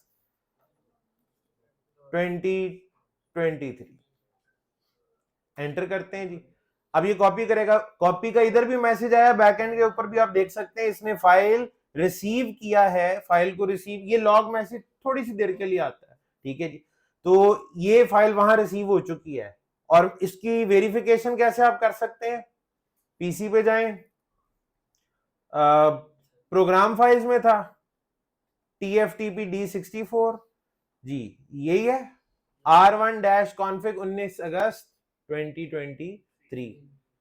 ये फाइल कहां से कॉपी हुई है, राउटर, कौन सा राउटर, जो GNS3 का वर्चुअल राउटर था, वहां से आपके पास ये फाइल रिसीव हुई है, वहां से आपके पास ये फाइल रिसीव हुई है फ्रॉम GNS3 वर्चुअल सर्वर। अच्छा आप मुझे एक बात बताएं, कोई ऐसी चीज मैंने इस्तेमाल की है इसमें जो आपके पास ना हो? लैपटॉप भी है, लैपटॉप भी चाहिए ना, और तो कोई चीज इसके अलावा यूज नहीं हो रही, कोई हार्डवेयर इस लैपटॉप के अलावा। इसका मतलब है अगर आपके पास घर में डेस्कटॉप या लैपटॉप है, ये लैब आप भी कर सकते हैं, लेकिन फौरी तौर पे नहीं, फौरी तौर पे नहीं। अब मैं अब वजह बता देता हूं। मैंने जो टास्क करवाना था पहला, वो तो मैंने आपको करवा लिया है, आउटपुट भी आ गई, समझ भी आ गई। अच्छा टेक्निकली देखें, लैब मैंने पुरानी वाली की है जो पिछले हफ्ते भी कराई थी, सिर्फ प्लेटफॉर्म बदला है ना, कि GNS3 यूज करते हुए आप ये काम कैसे कर सकते हैं, प्लेटफॉर्म चेंज करके दिखाया। अच्छा जी, अब कहानी इसमें यह है, जरा हौसले और सब्र से आपने सुनना है। ठीक है, GNS3 बैकएंड के ऊपर बहुत सारे और चीजों पे भी डिपेंडेंट है। जब GNS3 इंस्टॉल होता है ना, तो बहुत सारी लाइब्रेरीज, बहुत सारे सर्विसेज, बहुत सारी एप्लीकेशन इसके साथ और भी इंस्टॉल होती हैं। उनमें एक वायरशार्क है, जो मॉनिटरिंग के लिए या पैकेट एनालाइज करने के लिए यूज होता है। सोलर पट्टी भी है जो एक टर्मिनल एप्लीकेशन है, वो भी इंस्टॉल होता है। ठीक है, इसके साथ साथ ना एक लाइब्रेरी है जिसका नाम है npcap। एक लाइब्रेरी है जिसका नाम है npcap, ये भी इंस्टॉल हो जाती है। npcap जब आप GNS3 इंस्टॉल करते हैं तो साथ में ये लाइब्रेरी भी इंस्टॉल हो जाती है। कुछ साल पहले GNS3 में या कुछ अरसा पहले ये वाली लाइब्रेरी इस्तेमाल होना शुरू हुई है। उससे पहले एक लाइब्रेरी होती थी, इसका एक पुराना वर्जन होता था जिसका नाम है WinPcap। WinPcap अब रिप्लेस हो गया किसके साथ? npcap के साथ। WinPcap रिप्लेस हो गया है npcap के साथ। npcap वाली लाइब्रेरी जो है ना, ये सपोर्ट नहीं करती कि आपकी GNS3 की वर्चुअल डिवाइसेस आपके एक्सटर्नल नेटवर्क के साथ कम्युनिकेट कर सके। सपोर्टेड नहीं है npcap में, ये फीचर सपोर्टेड नहीं है। WinPcap में था, पुराने वाले वर्जन में, पुरानी लाइब्रेरी में था, नई लाइब्रेरी में नहीं है। ठीक है, अच्छा, यानी WinPcap के अंदर इसका मतलब है ये एक अच्छी चीज थी जो अभी आपने होते हुए देखा है। ये किसकी बदौलत होता है? WinPcap। WinPcap का एक और फायदा भी है, हवावे का एक सिमुलेटर है ENSP के नाम से। मैंने आपके साथ हवावे का फोल्डर शेयर किया ना जी, उसमें वीडियोस भी हैं और मैंने आपको कहा था आप उसकी प्रैक्टिस भी कर सकते हैं। मैंने हवावे का सिमुलेटर भी आपके साथ शेयर किया, उस फोल्डर के अंदर मौजूद है। जो फोल्डर आपके साथ हवावे वाला शेयर किया था ना, लास्ट वीक में किया है, उसके अंदर हवावे का सिमुलेटर जिसका क्या नाम है? ENSP, वो भी मौजूद है। ENSP भी बेस्ड है WinPcap के ऊपर। ENSP चलाने के लिए क्या चाहिए? WinPcap। GNS3 से फिजिकल नेटवर्क के साथ कम्युनिकेट करने के लिए भी क्या चाहिए? WinPcap। इसका मतलब है WinPcap जो है वो npcap से बेहतर। हमारा तो ज्यादा काम WinPcap से चलना है। ठीक है जी, अच्छा, अब पता क्या होगा? आपके लैप आप GNS3 कितने लोगों ने इंस्टॉल कर लिया है? ईमानदारी से बताइएगा। आप सब ने इंस्टॉल कर लिया, अच्छी बात है, चला भी लिया। अगर आपने इंस्टॉल करके चला लिया है तो बड़ी अच्छी बात, आप लोग मुबारकबाद के मुस्तहिक, आपने बड़ा अच्छा काम किया। ठीक है जी, अब मैं ये नहीं कहने लगा अब आपको अनइंस्टॉल करना पड़ेगा, बिल्कुल भी नहीं, कोई मसला नहीं है। अगर आपने GNS3 इंस्टॉल कर लिया तो उसका मतलब क्या है कि npcap भी इंस्टॉल हो चुका है, npcap भी इंस्टॉल हो चुका है। अब अगर आप इस WinPcap को इंस्टॉल करने की कोशिश करेंगे अब, तो आपको मैसेज आएगा, वो कहेगा इससे बेहतर और इसका नया वर्जन ऑलरेडी इंस्टॉल्ड है, लिहाजा अब WinPcap इंस्टॉल नहीं हो सकता। लॉजिकल बात है, सही कह रहे हैं, हमेशा ऐसे ही होता है। किसी चीज का अगर अपडेटेड वर्जन इंस्टॉल हो तो वो पुराने को इंस्टॉल होने नहीं देता, वो कहेगा इससे अपडेटेड बेहतर वर्जन ऑलरेडी चल रहा है, लिहाजा आप ये जहमत ना करें। लेकिन हमें तो इसकी जरूरत है। तरीकाकार क्या होगा जरा वो सीख लें आप। कुछ ज्यादा मुश्किल बातें नहीं करने लगा। आप जाएंगे जी कंट्रोल पैनल में, गए होंगे, पहली दफा तो नहीं जाने लगे। कंट्रोल पैनल में चले जाएंगे आप, प्रोग्राम्स में चले जाएंगे, जहां पे आप जाके किसी भी सॉफ्टवेयर को अनइंस्टॉल करते हैं। ठीक है जी, programs and features, programs and features, यहां पे आप देखेंगे तो आपको GNS3 अलग से नजर आएगा, इसको छेड़ने की बिल्कुल भी जरूरत नहीं है। यहां पे आपको npcap अलग से नजर आएगा, यहां पे आपको, मेरे पास देखें तो आपको WinPcap भी अलग से दिखाई देगा। ठीक है, ये आ गया। अब ये मैंने कैसे किया? दोनों चल रहे हैं, दोनों कैसे चलते हैं? आपने क्या करना है, npcap को क्या कर देना है? अनइंस्टॉल। npcap को सिलेक्ट करें और यहां से क्या कर दिया? अनइंस्टॉल। GNS3 इंस्टॉल्ड है बट npcap आपने अनइंस्टॉल करने लगे, कर दो, पक्की बात। npcap, सिर्फ npcap अनइंस्टॉल कर दें, GNS3 नहीं करना, सही है। अब टेक्निकली इस वक्त आपके पास ना तो npcap है और ना ही विन पी कैप। आपके पास एन पी कैप भी नहीं है और विन, इसको हम कहते हैं हत्तल होके बैठ गया, आपके पास तो कुछ नहीं। अब आप क्या करेंगे, ना तो आपके पास एन पी कैप है ना विन पी कैप है, अनइंस्टॉल तो कर दिया, अब दोबारा कहां से लेकर आएंगे आप? मैं बताऊंगा। वो जो एक फोल्डर आपके साथ मैंने शेयर किया हुआ है ना, कभी कभार उसको खोल के देख भी लिया करें। आपका अपना फोल्डर सॉफ्टवेयर वाला, उसमें अगर आप गौर से देखें तो विन पी कैप और एन पी कैप मैंने अलहदा से शेयर किया हुआ आप लोगों के साथ। आ रहा है नजर? विन पी कैप और एन पी कैप अलहदा से इंस्टॉल किया हुआ है, मतलब आपके साथ शेयर किया हुआ। इसको आपने क्या कर लेना, यहां से डाउनलोड तो कर ही लेंगे आप, डाउनलोड हो जाएगा। ठीक, अब आप क्या करेंगे, इस वक्त ना विन पी कैप इंस्टॉल्ड है और ना ही एन पी कैप। आप पहले विन पी कैप इंस्टॉल करेंगे। क्या करेंगे, पहले विन पी कैप इंस्टॉल करेंगे। वैसे अगर आप, अब ये इंस्टॉल हो जाएगा, कोई मसला नहीं। अगर आप एन पी कैप इंस्टॉल नहीं भी करते कोई मसला नहीं, दोनों में से एक ही। भाई टेक्निकली ये लाइब्रेरी में काफी सारी चीजें कॉमन है, वो उसी का नया वर्जन है ना। अगर आप वो नहीं भी इंस्टॉल करते कोई मसले वाली बात नहीं, फिर भी एक खली सी रह जाती, क्या पता जिंदगी में आगे जाके एनपी कैप की जरूरत पड़ गई तो क्या होगा। अब मैं बताता हूं आपने क्या करना है। विन पी कैप क्या हो जाएगा आपके पास, इंस्टॉल कर लिया। भाई आप कर रहे हैं साथ, इंस्टॉल कर रहे हैं। आपके लैपटॉप में मैंने अपने मुबारक हाथों से डाउनलोड किया था ये, आपको पता है, या खुद डाउनलोड कर ले अगर नहीं मिल रहा तो। अब वो दूसरा था, ओ अच्छा, आपका वो प्रॉब्लम हो गया था सॉल्व, अभी तक नहीं हुआ? चलिए देखते हैं कुछ उसका क्या मसला है। फिलहाल विन पी कैप इंस्टॉल कर लिया आपने, कर लिया जी। अब आगे मैं दोबारा इसलिए नहीं कर रहा, मेरे पास ऑलरेडी इंस्टॉल्ड है, साथ कोई मसला नहीं है इसकी इंस्टॉलेशन में, simple next next next finish. अब विन पी कैप आ गया, अब आप क्या करेंगे, अब आप एनपी कैप इंस्टॉल करेंगे, लेकिन इंतहाई एहतियात चाहिए, तवज्जो के साथ।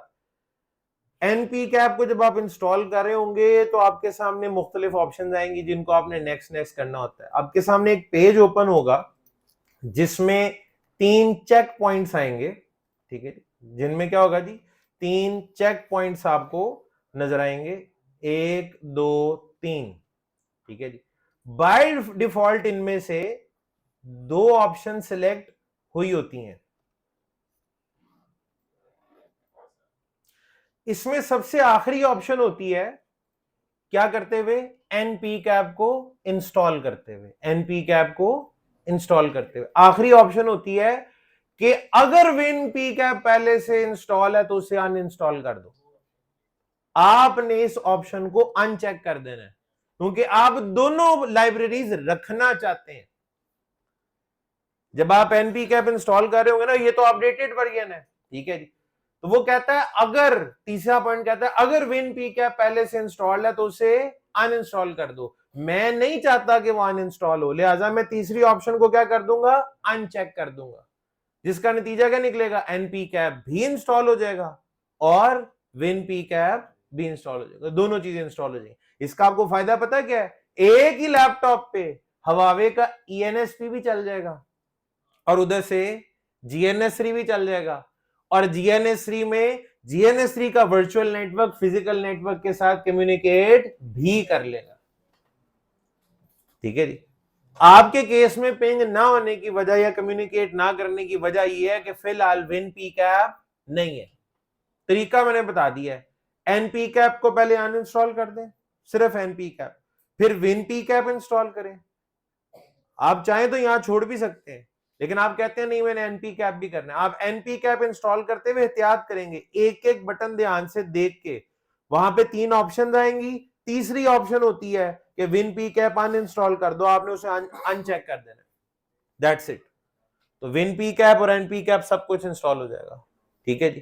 तो ये आगे आपके काफी काम आएगा जिंदगी में, ठीक है जी। हवावे भी अगर आपने इस्तेमाल करना है तो वहां पे भी आपको फायदा होगा, वो विन पी कैप के बगैर ईएनएसपी चलता नहीं है। तो ये इससे आपके एक ही डिवाइस के ऊपर हवावे की भी सिमुलेशन हो जाएगी और सिस्को की भी। आपको मिला कुछ या कर रहे हैं या बाद में करेंगे? अभी कर रहे हैं, चले। कोई क्लास में गवाही मिल जाए ना किसी बंदे की कि मैं साथ कर रहा था, मुझे ये ऑप्शन नजर आ गई है, तो उसके दाएं में बैठे वाले लोगों को जरा तसल्ली हो जाती है। तो ये वाला काम तो आपने आज के आज जाके अपने पास कर लेना। और कल मैं आप सबसे पूछूंगा, कल जब आप आएंगे आप सबके लैपटॉप में ये वाला काम हो चुका होना चाहिए। इसके बगैर आपने लैपटॉप नहीं लेके आना। GNS3 भी इंस्टॉल हो जाए, उसके बाद WinPCAP और NPCAP दोनों लाइब्रेरीज भी इसके ऊपर इंस्टॉल्ड होनी चाहिए। ठीक है जी।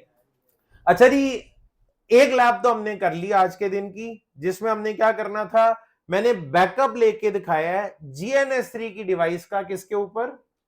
GNS3 की डिवाइस का बैकअप किसके ऊपर लिया हमने? अपने फिजिकल एक्चुअल डिवाइस के ऊपर। ठीक है जी। अच्छा, उसके बाद मुझे एक बात बताएं, क्या मैं राउटर 2 से, ये डायग्राम पे वापस आए जी, राउटर 2 से मेरा लैपटॉप पिंग हो जाएगा? नहीं हो। अच्छा, राउटर 2 पे लूप बैक बना सकता हूं मैं, कोई लूप बैक इंटरफेस? सिस्को के राउटर पे भी तो बन सकता है ना। तो जरा बना के देखें कि सिस्को के राउटर पे लूप बैक कैसे बनता है। ये राउटर 2 पे आया, interface loop back question mark. ये अगर आप गौर करें तो यहां पे मिलियन और यहां पे बिलियन, 2.1 बिलियन के करीब आप लूप बैक इंटरफेसेस बना सकते हैं। प्रैक्टिकली इतने बनाने की जरूरत तो हमें नहीं पड़ती, लेकिन फिर भी मल्टीपल इंटरफेसेस बनाए जा सकते हैं। आप जीरो ही बना दें, इंटरफेस लूप बैक जीरो। आपको सिस्को आईओएस में लूप बैक बनाना आ गया, आपको माइक्रोसॉफ्ट में लूप बैक बनाना आ गया। आज आपने दो अलग अलग प्लेटफॉर्म्स के ऊपर लूप बैक बनाना सीख लिए। और हवावे में भी लूप बैक इंटरफेस क्रिएट करने की कमांड एग्जैक्टली सेम है, बेशक यही कमांड कॉपी पेस्ट कर लें। लूप बैक इंटरफेस चूंकि वर्चुअल इंटरफेस है, लूप बैक इंटरफेस चूंकि वर्चुअल इंटरफेस है, इसे नो शटडाउन भी करने की जरूरत नहीं पड़ती। ये जैसे ही क्रिएट होता है अप हो जाता है। लूप बैक इंटरफेस जैसे ही क्रिएट होगा अप हो जाएगा, इसको नो शटडाउन करने की जरूरत भी नहीं। लेकिन आप खुद शटडाउन करना चाहें तो किया जा सकता है, शटडाउन नो शटडाउन किया जा सकता है। ठीक है जी। तो इंटरफेस लूपबैक जीरो। ठीक है, इसको आईपी एड्रेस असाइन कर लेते हैं। आईपी एड्रेस 22.22.22.22 255.255.255.255, क्योंकि सिंगल आईपी देना होता है, लिहाजा सिंगल आईपी मैंने कॉन्फ़िगर कर दिया। मेरी इस नेटवर्क डायग्राम में, मेरी इस टोपोलॉजी में या नेटवर्क डायग्राम में अब टोटल नेटवर्क्स कितने हो गए हैं? डू राइट भी कर देना इसको। आप ये वाली तस्वीर देखें, अभी नीचे वाला लिंक कॉन्फ़िगर्ड नहीं है, 3 है, 1 2 और 3, टोटल नेटवर्क कितने हैं? 3। ठीक है जी। क्या ये तीनों नेटवर्क एक दूसरे के साथ कम्युनिकेट कर सकते हैं? नहीं। वजह, राउट 3 में से राउटर 1 के साथ डायरेक्टली कनेक्टेड कितने हैं? 2। और राउटर 2 का लूप बैक फिलहाल अननोन है। और राउटर 2 के लिए ये 10 वाला नेटवर्क जो है ये अननोन है, और इसके लिए हमें क्या करानी पड़ेगी? राउटिंग। राउटिंग स्टैटिक भी हो सकती है और डायनामिक। आपको इनमें से कौन सी वाली आती है? फिलहाल स्टैटिक। स्टैटिक राउटिंग आपको आउटगोइंग इंटरफेस से भी आती है और नेक्स्ट ऑफ आईपी वाले मेथड से भी आती है, दोनों मेथड आती है। क्या आपको डिफॉल्ट राउटिंग भी आती है? आपको डिफॉल्ट राउटिंग भी आती है, आप वो भी कॉन्फ़िगर कर सकते हैं, और चाहें तो आप स्पेसिफिक नेटवर्क के लिए भी राउटिंग करा सकते हैं, तो फिर कराते हैं। ठीक है जी। राउटर 1 पे चलते हैं, और राउटर 1 को कौन से वाले नेटवर्क का नहीं पता, राउटर 2 के लूप बैक का। Do show IP route connected की कमांड देते हैं, तो राउटर 1 के लिए 3 में से 2 नोन है, डायरेक्टली कनेक्टेड है। कोई नया काम तो नहीं कर दिया ना मैंने अभी तक, कुछ भी नया नहीं किया। अगर आपको समझने में मुश्किल पेश आ रही है, इसका मतलब है आपने पीछे वाले लेक्चर्स पढ़े ही नहीं फिर। ठीक है। आईपी को रूट बताना है, कहां जाने का? 22.22.22.22। भाई सिंगल आईपी है ना, तो सिंगल आईपी लिखेंगे। सिंगल आईपी का मास्क क्या होता है? 255.255.255। आउटगोइंग इंटरफेस भी लिख सकते हैं, नेक्स्ट आपका आईपी भी। तो राउटर 1 का इंटरफेस है सीरियल 2/0। राउटर 1 का सीरियल 2/0 किसकी तरफ है? राउटर 2 की तरफ। और राउटर 2 का है सीरियल 0/0 जो राउटर 1 के साथ कनेक्टेड है। राउटर 1 पे 2/0 है और 2 पे 0/0 है। ठीक है, do show IP route enter कर दें। कितने प्रीफिक्स नजर आ रहे हैं आपको? अब ये स्टैटिक के साथ एक और ऐड हो गया। ये एक लाइन आपको इजाफी नजर आ रही है, पहले नहीं आती थी। क्यों? आज पहली दफा आपने क्लासलेस आईपी इस्तेमाल किया। ये /32 सबनेट है कि क्लास फुल है तो सबनेट। हाँ, क्लास ए का टेक्निकली आईपी तो क्लास ए का है, लेकिन उसके साथ बेटे 8 नहीं है 32 है, बड़ी हुई है, तो वो इसे सबनेट कंसिडर करेगा। ठीक है जी, वो कहता है इस वाले नेटवर्क का ना, इस बेस नेटवर्क आईडी का एक सबनेट कॉन्फ़िगर है आपके पास। कौन से वाला? ये वाला। ठीक है जी, तो सही कह रहा है, सबनेट ही है। अच्छा, तो राउटर 1 के लिए तीनों नेटवर्क अननोन से नोन बन चुके हैं। राउटर 2 रह गया, डू शो आईपी राउट। 3 में से कितनों का पता है? 2 का, क्योंकि वो 2 डायरेक्टली कनेक्टेड है। किस नेटवर्क का इसको नहीं पता? 10 वाले नेटवर्क का, जो मेरे लैपटॉप वाला नेटवर्क है। तो आईपी को रूट बताना है 10.0 वाले नेटवर्क। यहां पे आप नेटवर्क आईडी ही लिखनी है 255.0.0.0। राउटर 2 के किस इंटरफेस से निकलूंगा तो राउटर 1 की तरफ चला जाऊंगा, सीरियल 0/0। राउटर 2 का ये इंटरफेस 1 की तरफ खुलता है और 1 का 2/0 2 की तरफ खुलता है। मैंने दोनों तरफ कौन सा मेथड यूज किया है? आउटगोइंग इंटरफेस वाला, आउटगोइंग पोर्ट वाला या आउटगोइंग इंटरफेस वाला। हम नेक्स्ट आप आईपी वाला भी कर सकते। आप जब प्रैक्टिस करेंगे आप आईपी कर लीजिएगा। ठीक है, डू शो आईपी राउट हो गया। क्या ये नेटवर्क कन्वर्ज हो चुका है? और कन्वर्ज नेटवर्क में each and every IP address reachable या पिंगेबल होता है। तो राउटर 2 से अगर मैं पिंग करूं 10.001 को, ये मेरा लैपटॉप है ना, पिंग होना चाहिए। हो रहा है? हो रहा है। एक तो राउटर 1 मेरा लैपटॉप फिजिकल नेटवर्क का हिस्सा है। दूसरा, मैंने एक वर्चुअल डिवाइस को पिंग किया है, समझे, जो कि मेरे साथ डायरेक्टली कनेक्टेड भी नहीं है, लेकिन काम कर रही है। ठीक है जी, तो अगर पिंग हो जाए तो फिर तो किसी भी किस्म की कम्युनिकेशन हो सकती है। ठीक है जी, तो राउटर 1 और राउटर 2 भी एक दूसरे के लिए रीचेबल है।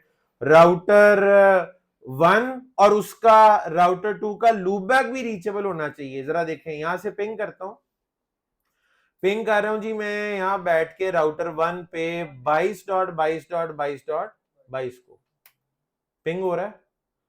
मेरे लैपटॉप से भी ये लूपबैक पिंग होना चाहिए ना, जिस तरह लैन टू लैन पिंग नहीं करते आप, उसी तरह मेरे लैपटॉप से भी तो ये पिंग होना चाहिए। तो मैं कमांड प्रॉम्प्ट में जाता हूं,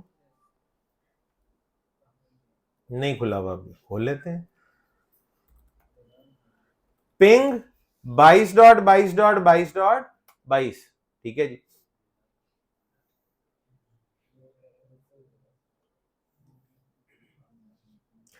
अच्छा यहां पे मैं आपको, हाँ नहीं हो रहा है पिंग। यहां पे एक चीज और भी सुन लें आप, ये जो GNS3 का नेटवर्क है ना, GNS3 का इंटरनल नेटवर्क होता है थोड़ा सा स्लो।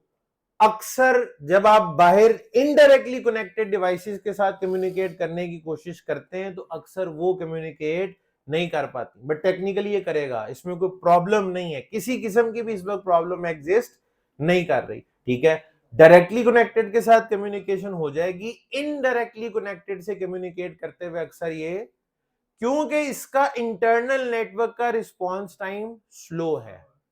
यहां पे मैसेज आ रहा है request time out. Time out तब आता है, एको भेज दिया, रिप्लाई का वेट कर रहा है, रिप्लाई वापस पहुंच नहीं पा रहा। ऐसा नहीं है कि वो रिप्लाई भेज नहीं रहा, वो भेज रहा है, लेकिन रिप्लाई वापस पहुंचने में आपको प्रॉब्लम, वक्त ज्यादा लग रहा है। ठीक है जी, GNS3 का इंटरनल नेटवर्क स्लो रिस्पॉन्ड करता है, अक्सर इस तरह की कम्युनिकेशन में प्रॉब्लम आती है। और इसकी एक वजह यह भी याद रखिएगा, आप में से अक्सर लोगों के जहन में यह भी आना शुरू हो गया होगा कि हम क्या GNS3 के राउटर को एक फिजिकल राउटर से रिप्लेस भी कर सकते हैं? ऐसा नहीं हो सकता, ऐसा नहीं हो सकता। ये फिजिकल राउटर को रिप्लेस आप इसके साथ, यानी आप कहें नहीं हमें फिजिकल राउटर तो खरीदने की अब जरूरत ही नहीं है क्योंकि ये वाला जो काम कर रहा है, तो आप रिप्लेस नहीं कर सकते क्योंकि वो उसका रिस्पॉन्स टाइम जो है वो है तो वर्चुअल डिवाइस, वो वेरी करता है, वो स्लो होता है, एक्चुअल की रिप्लेसमेंट वो कभी भी नहीं बन सकता। ठीक है जी, ओके जनाब। तो ये आपके सामने राउटिंग भी हो गई, टीएफटीपी से बैकअप भी लेके दिखा दिया। बैकअप की आपको मैं एक और कमांड दिखाता हूं। राउटर 1 पे आए, ठीक है जी, और शो रनिंग कॉन्फिग, आप इस कमांड से वाकिफ है ना, शो रनिंग कॉन्फिग। इस साइन को क्या कहते हैं, पाइप साइन, ये सिंबल है पाइप साइन का। ठीक है जी, आप शो की किसी भी कमांड के साथ मुख्तलिफ किस्म के फिल्टर्स इस्तेमाल कर सकते हैं। इस पे मेरा एक पूरा लेक्चर है कुछ दिनों के बाद। ठीक है जी, शो की किसी भी कमांड के साथ क्या यूज किया जा सकता है, फिल्टर। उन फिल्टर्स में से एक फिल्टर का तारुफ मैं आपको अभी कराने जा रहा हूं और वो फिल्टर है रीडायरेक्ट। शो रनिंग कॉन्फिग, अभी फिल्टर हुआ नहीं, हो रहा है। शो रनिंग कॉन्फिग और आउटपुट को हम क्या करने लगे, रीडायरेक्ट। टीएफटीपी कोलन $10.001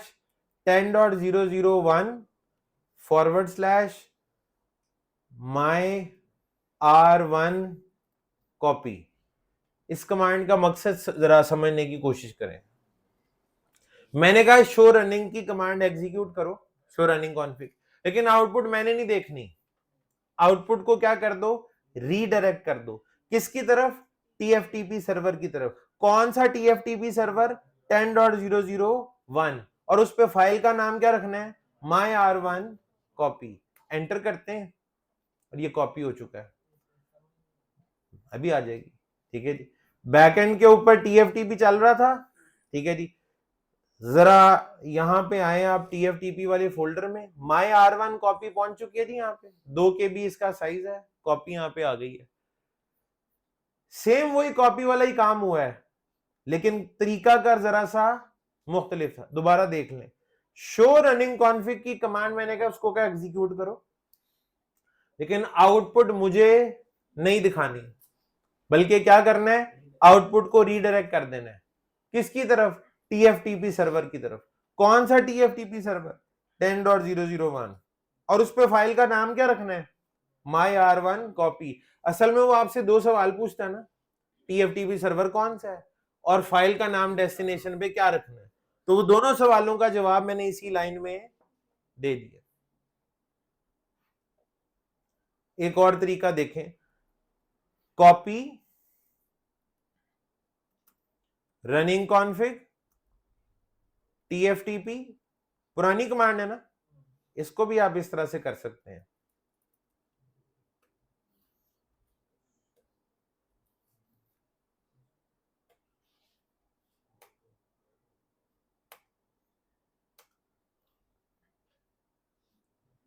ये मैंने क्या किया था, मैंने एक ही लाइन लिखी थी, उसमें सारे पैरामीटर्स मैंने डिफाइन कर दिए थे। उसने मेरे से सिर्फ कंफर्मेशन मांगी है, उसने कहा जी टीएफटीपी सर्वर यही वाला है ना, प्लान बदल तो नहीं गया, बदल गया तो आगे बता दो। मैंने सिर्फ एंटर कर दिया, मैंने कहा यही वाला है। फिर उसने कहा डेस्टिनेशन में फाइल का नाम यही रखना है, मैंने कहा यही रखना है, एंटर कर दिया। ठीक है जी, लेकिन मैंने सारे के सारे पैरामीटर एक सिंगल लाइन में डिफाइन कर दिए थे। आप चाहें तो सिंगल लाइन में भी डिफाइन कर सकते हैं, आप चाहें तो अलग अलग भी डिफाइन कर सकते हैं। यानी ये कॉपी वाली कमांड को भी इस तरीके से लिखा जा सकता था।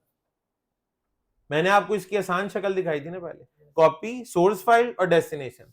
फिर वो खुद पूछता था टीएफटीपी सर्वर कौन सा है, डेस्टिनेशन पे फाइल का नाम क्या रखना है। मैंने उसके सवालों का जवाब एडवांस में ही दे दिया था। ठीक है, आप इस तरह से भी कमांड एग्जीक्यूट कर सकते हैं और आप कमांड को इस तरह से भी एग्जीक्यूट कर सकते हैं। आज के दिन का सबसे इंटरेस्टिंग पार्ट अब शुरू होने लगा,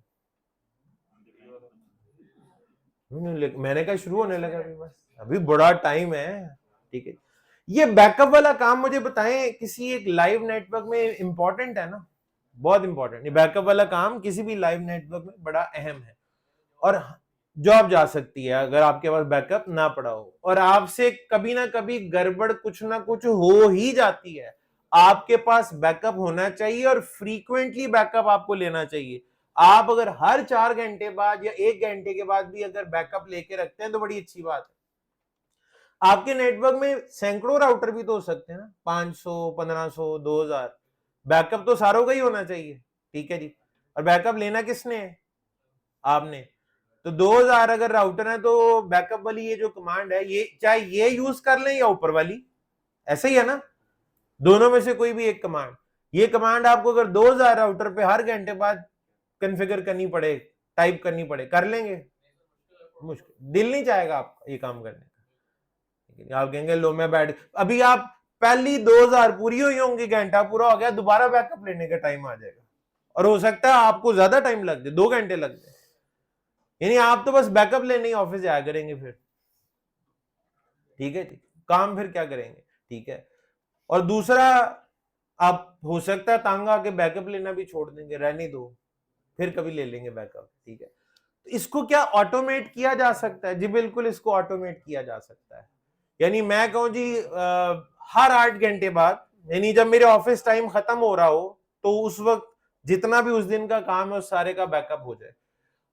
24 घंटे में एक दफा भी हो सकता है, हर घंटे बाद भी हो सकता है, 8 घंटे बाद भी। फ्रीक्वेंसी आप अपनी मर्जी से सेट कर सकते हैं, और आप ये भी कह सकते हैं फलां तारीख को इतने बज के इतने मिनट के ऊपर बैकअप ले लें, पहले से स्केड्यूल कर सकते हैं, ठीक है जी। तो आप अपनी क्या किसी भी तरह की कमांड्स को या कॉन्फ़िगरेशन को स्केड्यूल कर सकते हैं सिस्को आईओएस में? चाहते तो यही है ना कि फलां तारीख पे स्केड्यूल हो जाए, या हर 1 घंटे के बाद बैकअप की कमांड खुद बहुत चलती जाए, ये भी स्केड्यूल ही आप कर रहे हैं, ठीक है जी।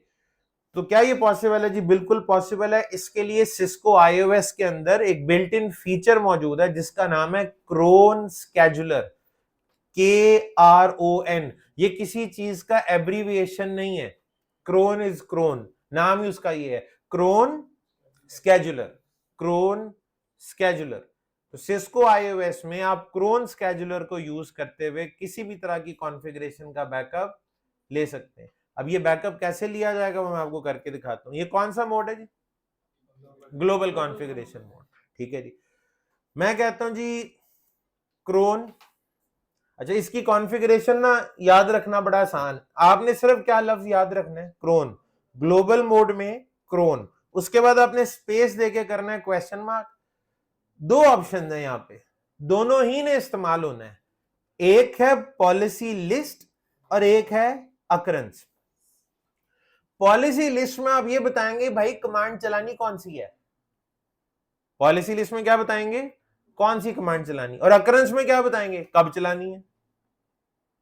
पॉलिसी लिस्ट में क्या होगा? कमांड कौन सी है, और अकरेंस में क्या होगा कि कमांड चलानी कब है। तो सबसे पहले हम बना लेते हैं पॉलिसी लिस्ट। पॉलिसी लिस्ट का वो कहता है कोई ना कोई नाम रख लें।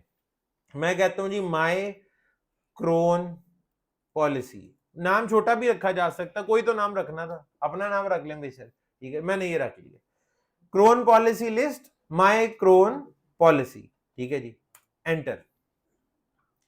वो कहता है अब आप किस तरह की पॉलिसी बनाना चाहते हैं। यहां पे मैंने क्वेश्चन मार्क किया, तो करने वाला काम है, नो से तो कोई चीज खत्म हो जाएगी, एग्जिट से आप एग्जिट कर देंगे, एक ही ऑप्शन है, यानी कंफ्यूजन आई कोई नहीं, CLI। यानी आप कोई CLI कमांड यहाँ पे एग्जीक्यूट कराना चाह रहे हैं, वो कहता है लाइन लिख दो, जो लाइन आप जो कमांड चलाना चाहते हो वो लाइन लिख दें, ठीक है जी। बेहतर हल पता है क्या है? मैं यहां से ऊपर जाता हूं, ये कमांड एग्जीक्यूट प्रॉपरली हुई थी ना, ये वाली, मैंने इसको क्या कर लिया? कॉपी पेस्ट, ठीक है जी। मैंने ऊपर से ये कमांड उठाई और इसको क्या कर दिया, शुरू में क्या लिखा है? CLI, और उसके आगे क्या लिखा है? CLI की कौन सी command? Show running config pipe sign TFTP redirect TFTP, और आपने ही मेंशन कर दिया। यहां पे एक चीज का ख्याल रखना है, यहां पे आपने वो कमांड देनी है जिसके बाद कोई कंफर्मेशन नहीं देनी पड़ती। वो जो दूसरी कमांड थी उसके नीचे वो 2 सवाल पूछता है ना, और एंटर करना पड़ता है, तो यहाँ पे वो कमांड लिखनी है जिसके नीचे कंफर्मेशन नहीं देनी पड़ती। तो ये शो वाली कमांड में कोई कंफर्मेशन देनी नहीं पड़ती, ये यानी कि एग्जीक्यूट हो जाएगी, ठीक है जी, एंटर। नहीं चलेगी ना, उसके बाद 2 दफा एंटर भी करना पड़ता है, फिर हम नहीं अगर बीच में आना तो फायदा क्या है। ठीक है जी, तो ये कमांड मैंने यहाँ पे लिख दी, तो मेरी पॉलिसी में एक कमांड शामिल हो गई ना, मल्टीपल भी कर सकते हैं आप, ठीक है, उसका तरीका बताऊंगा अभी आपको। ठीक है, तो ये एक कमांड मैंने का एग्जीक्यूट करनी, कब करनी है, ये कमांड कब चले, उसके लिए यहां से एग्जिट कर दें दोबारा से। अब क्या करूं, क्रोन, और दूसरी ऑप्शन क्या थी, occurrence, cron occurrence question mark. वो कहता है इसको भी कोई ना कोई नाम दे दें। ठीक है जी, मैं कहता हूं जी माय, नहीं माइक्रोन, उसका नाम माइक्रोन पॉलिसी रखा था, इसका नाम मैं माइक्रोन रख देता हूं। ठीक है जी, क्वेश्चन मार्क। अच्छा जी, अब ये आगे ऑप्शंस हैं, इनमें एक एट वाली ऑप्शन उसने मिसाल देके बताया हुआ है कि ये वक्त और तारीख, किस टाइम पे किस डेट को आप चलाना चाहते हैं। एक है इन, ठीक है, ये फ्रीक्वेंसी है, मैं आपको इसको इस्तेमाल करके इन वाली ऑप्शन करके दिखाता हूं, इन क्वेश्चन मार्क। ठीक है जी, वो कहता है जी ये फॉर्मेट है, मिनट्स भी लिख सकते हैं, घंटे और मिनट्स भी लिख सकते हैं, दिन घंटे और मिनट्स भी लिख सकते हैं। ठीक है, मैं हमारे पास चूंकि इतना वक्त नहीं है अभी क्लास के अंदर डेमो देने के लिए, मैं यहां पे लिखता हूं 0001, इसका मतलब क्या है, 1 मिनट। ये देखें उसने बताया हुआ है, खाली मिनट्स लिखने हो तो मैक्सिमम मिनिमम टाइम क्या लिखा जा सकता है और मैक्सिमम क्या लिखा जा सकता है, 0000 और मैक्सिमम 999, 999 मिनट्स तक आप यहाँ पे टाइम लिख सकते हैं। तो मैंने ये एक लिख के, हाँ फिर आगे बड़ी अच्छी ऑप्शन है वन शॉट और रिकरिंग। वन शॉट का क्या मतलब है, एक दफा होगा ये काम, और रिकरिंग में क्या होगा, हर 1 मिनट के बाद बार बार रिपीट होगा, हर 1 मिनट के बाद बार बार रिपीट होगा। ठीक है जी, यानी मैं एक अकरेंस की पॉलिसी बना रहा हूं जो क्या करती है, हर 1 मिनट के बाद रिपीट करेगी। रिपीट कराना किसको है, उसके लिए एक क्रोन पॉलिसी बनाई थी ना आपने, क्रोन पॉलिसी बनाई थी, क्वेश्चन मार्क करें, यहां पे पॉलिसी मेंशन करने की ऑप्शन है, पॉलिसी लिस्ट। पॉलिसी का वो नाम पता भी था, क्या नाम था, माइक्रोन पॉलिसी। नाम के केस में ना आपने मेक श्योर करना है कि आप हमेशा कॉपी पेस्ट ही करें तो आपके लिए बेहतर है, वरना गलती हो सकती है। एग्जिट, और अब आप देखते जाएं क्या होता है, हर 1 मिनट के बाद क्या होगा, वो कॉपी कर देगा रनिंग कॉन्फ़िग को उठा के। ठीक है जी, वो मैसेज इधर भी आना चाहिए और राउटर पे भी कोई ना कोई लॉग मैसेज ज़ाहिर है डिस्प्ले होगा।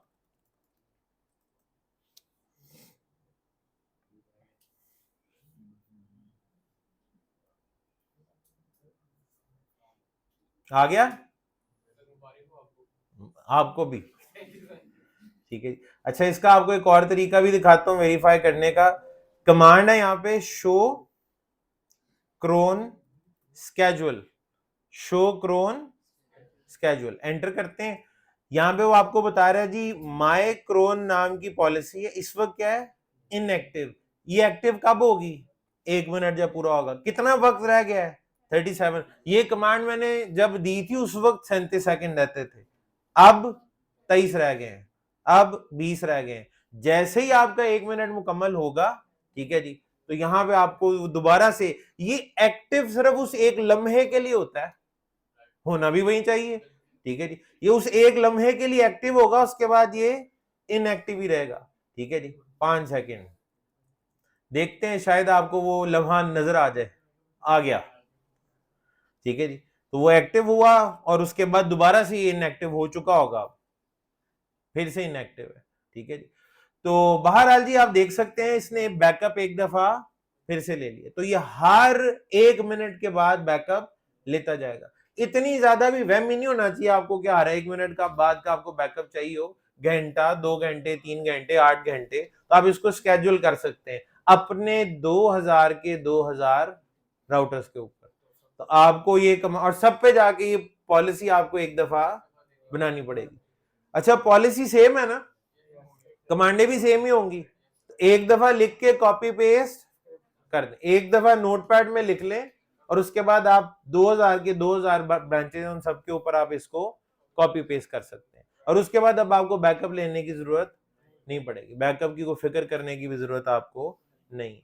ठीक है जी, 2000 ब्रांचेस है। एक चीज का ख्याल रखना है कि वो जो सोर्स फाइल नेम है वो सबकी डिफरेंट होनी चाहिए, सबका नाम एक नहीं रख देना।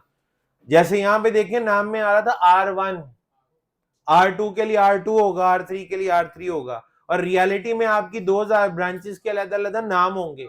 बैंक है तो उनका ब्रांच कोड हो सकता है। ठीक है जी, और वैसे हैं तो आप जिस तरह पीसी है, आपकी लाहौर वाली ब्रांच है, आप पीसी लाहौर लिख सकते हैं। इसी तरह भूरबन है, पीसी भूरबन लिखा जा सकता है।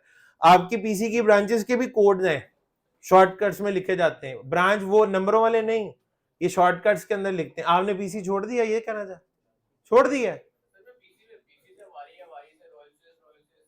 ये इतने अरसे में ये सब कुछ कर दिया आपने?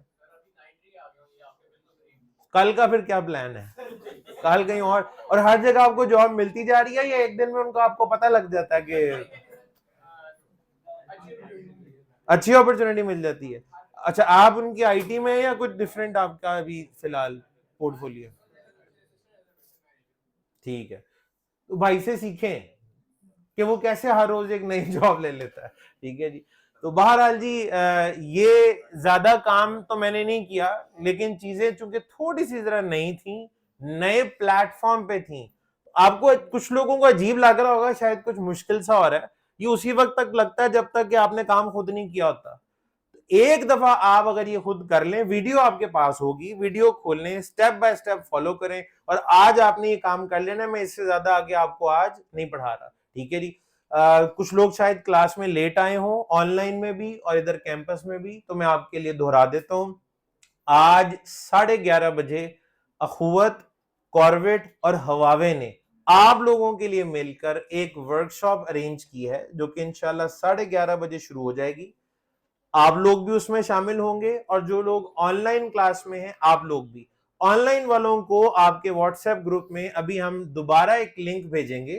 ठीक है जी, आपने उस लिंक के थ्रू क्लास को दोबारा से रीज्वाइन कर लेना है। ठीक है, जो लोग कैंपस में बैठे हुए हैं, ठीक है जी, 11:30 बजे तक आपके पास वक्त है। आप ब्रेक करना चाहें ब्रेक कर लें, लेकिन इस क्लास में लोग बहुत ज्यादा होंगे। ठीक है, अपनी सीटें मल कर रखिएगा, वरना आपको जगह नहीं मिलेगी, क्योंकि इस क्लास में जितने लोग मजीद ऐड हो जाएंगे वो हो जाएंगे। उसके बाद फिर बाकी लोगों को दूसरी क्लासेस में बिठाया जाएगा और वहां पे उन्हें क्लास ऑनलाइन ही अटेंड करनी पड़ेगी। ठीक है, तो आप लोग जो हैं अगर जा भी रहे हैं तो अपनी सीट पे अपना बैग छोड़ जाएं, या अपने दोस्त को बिठा लें, वो आपकी जगह की हिफाजत कर लें। ठीक है जी, तो 11:30 बजे आपसे दोबारा मुलाकात होगी। एहसन मलिक साहब ये वर्कशॉप कराएंगे। ठीक है, तो कैंपस वाले अब अपना खुद मैनेज कर लें कि अपनी जगह कैसे बचानी है। ऑनलाइन वालों को जी लिंक हम अभी भेज रहे हैं थोड़ी देर में।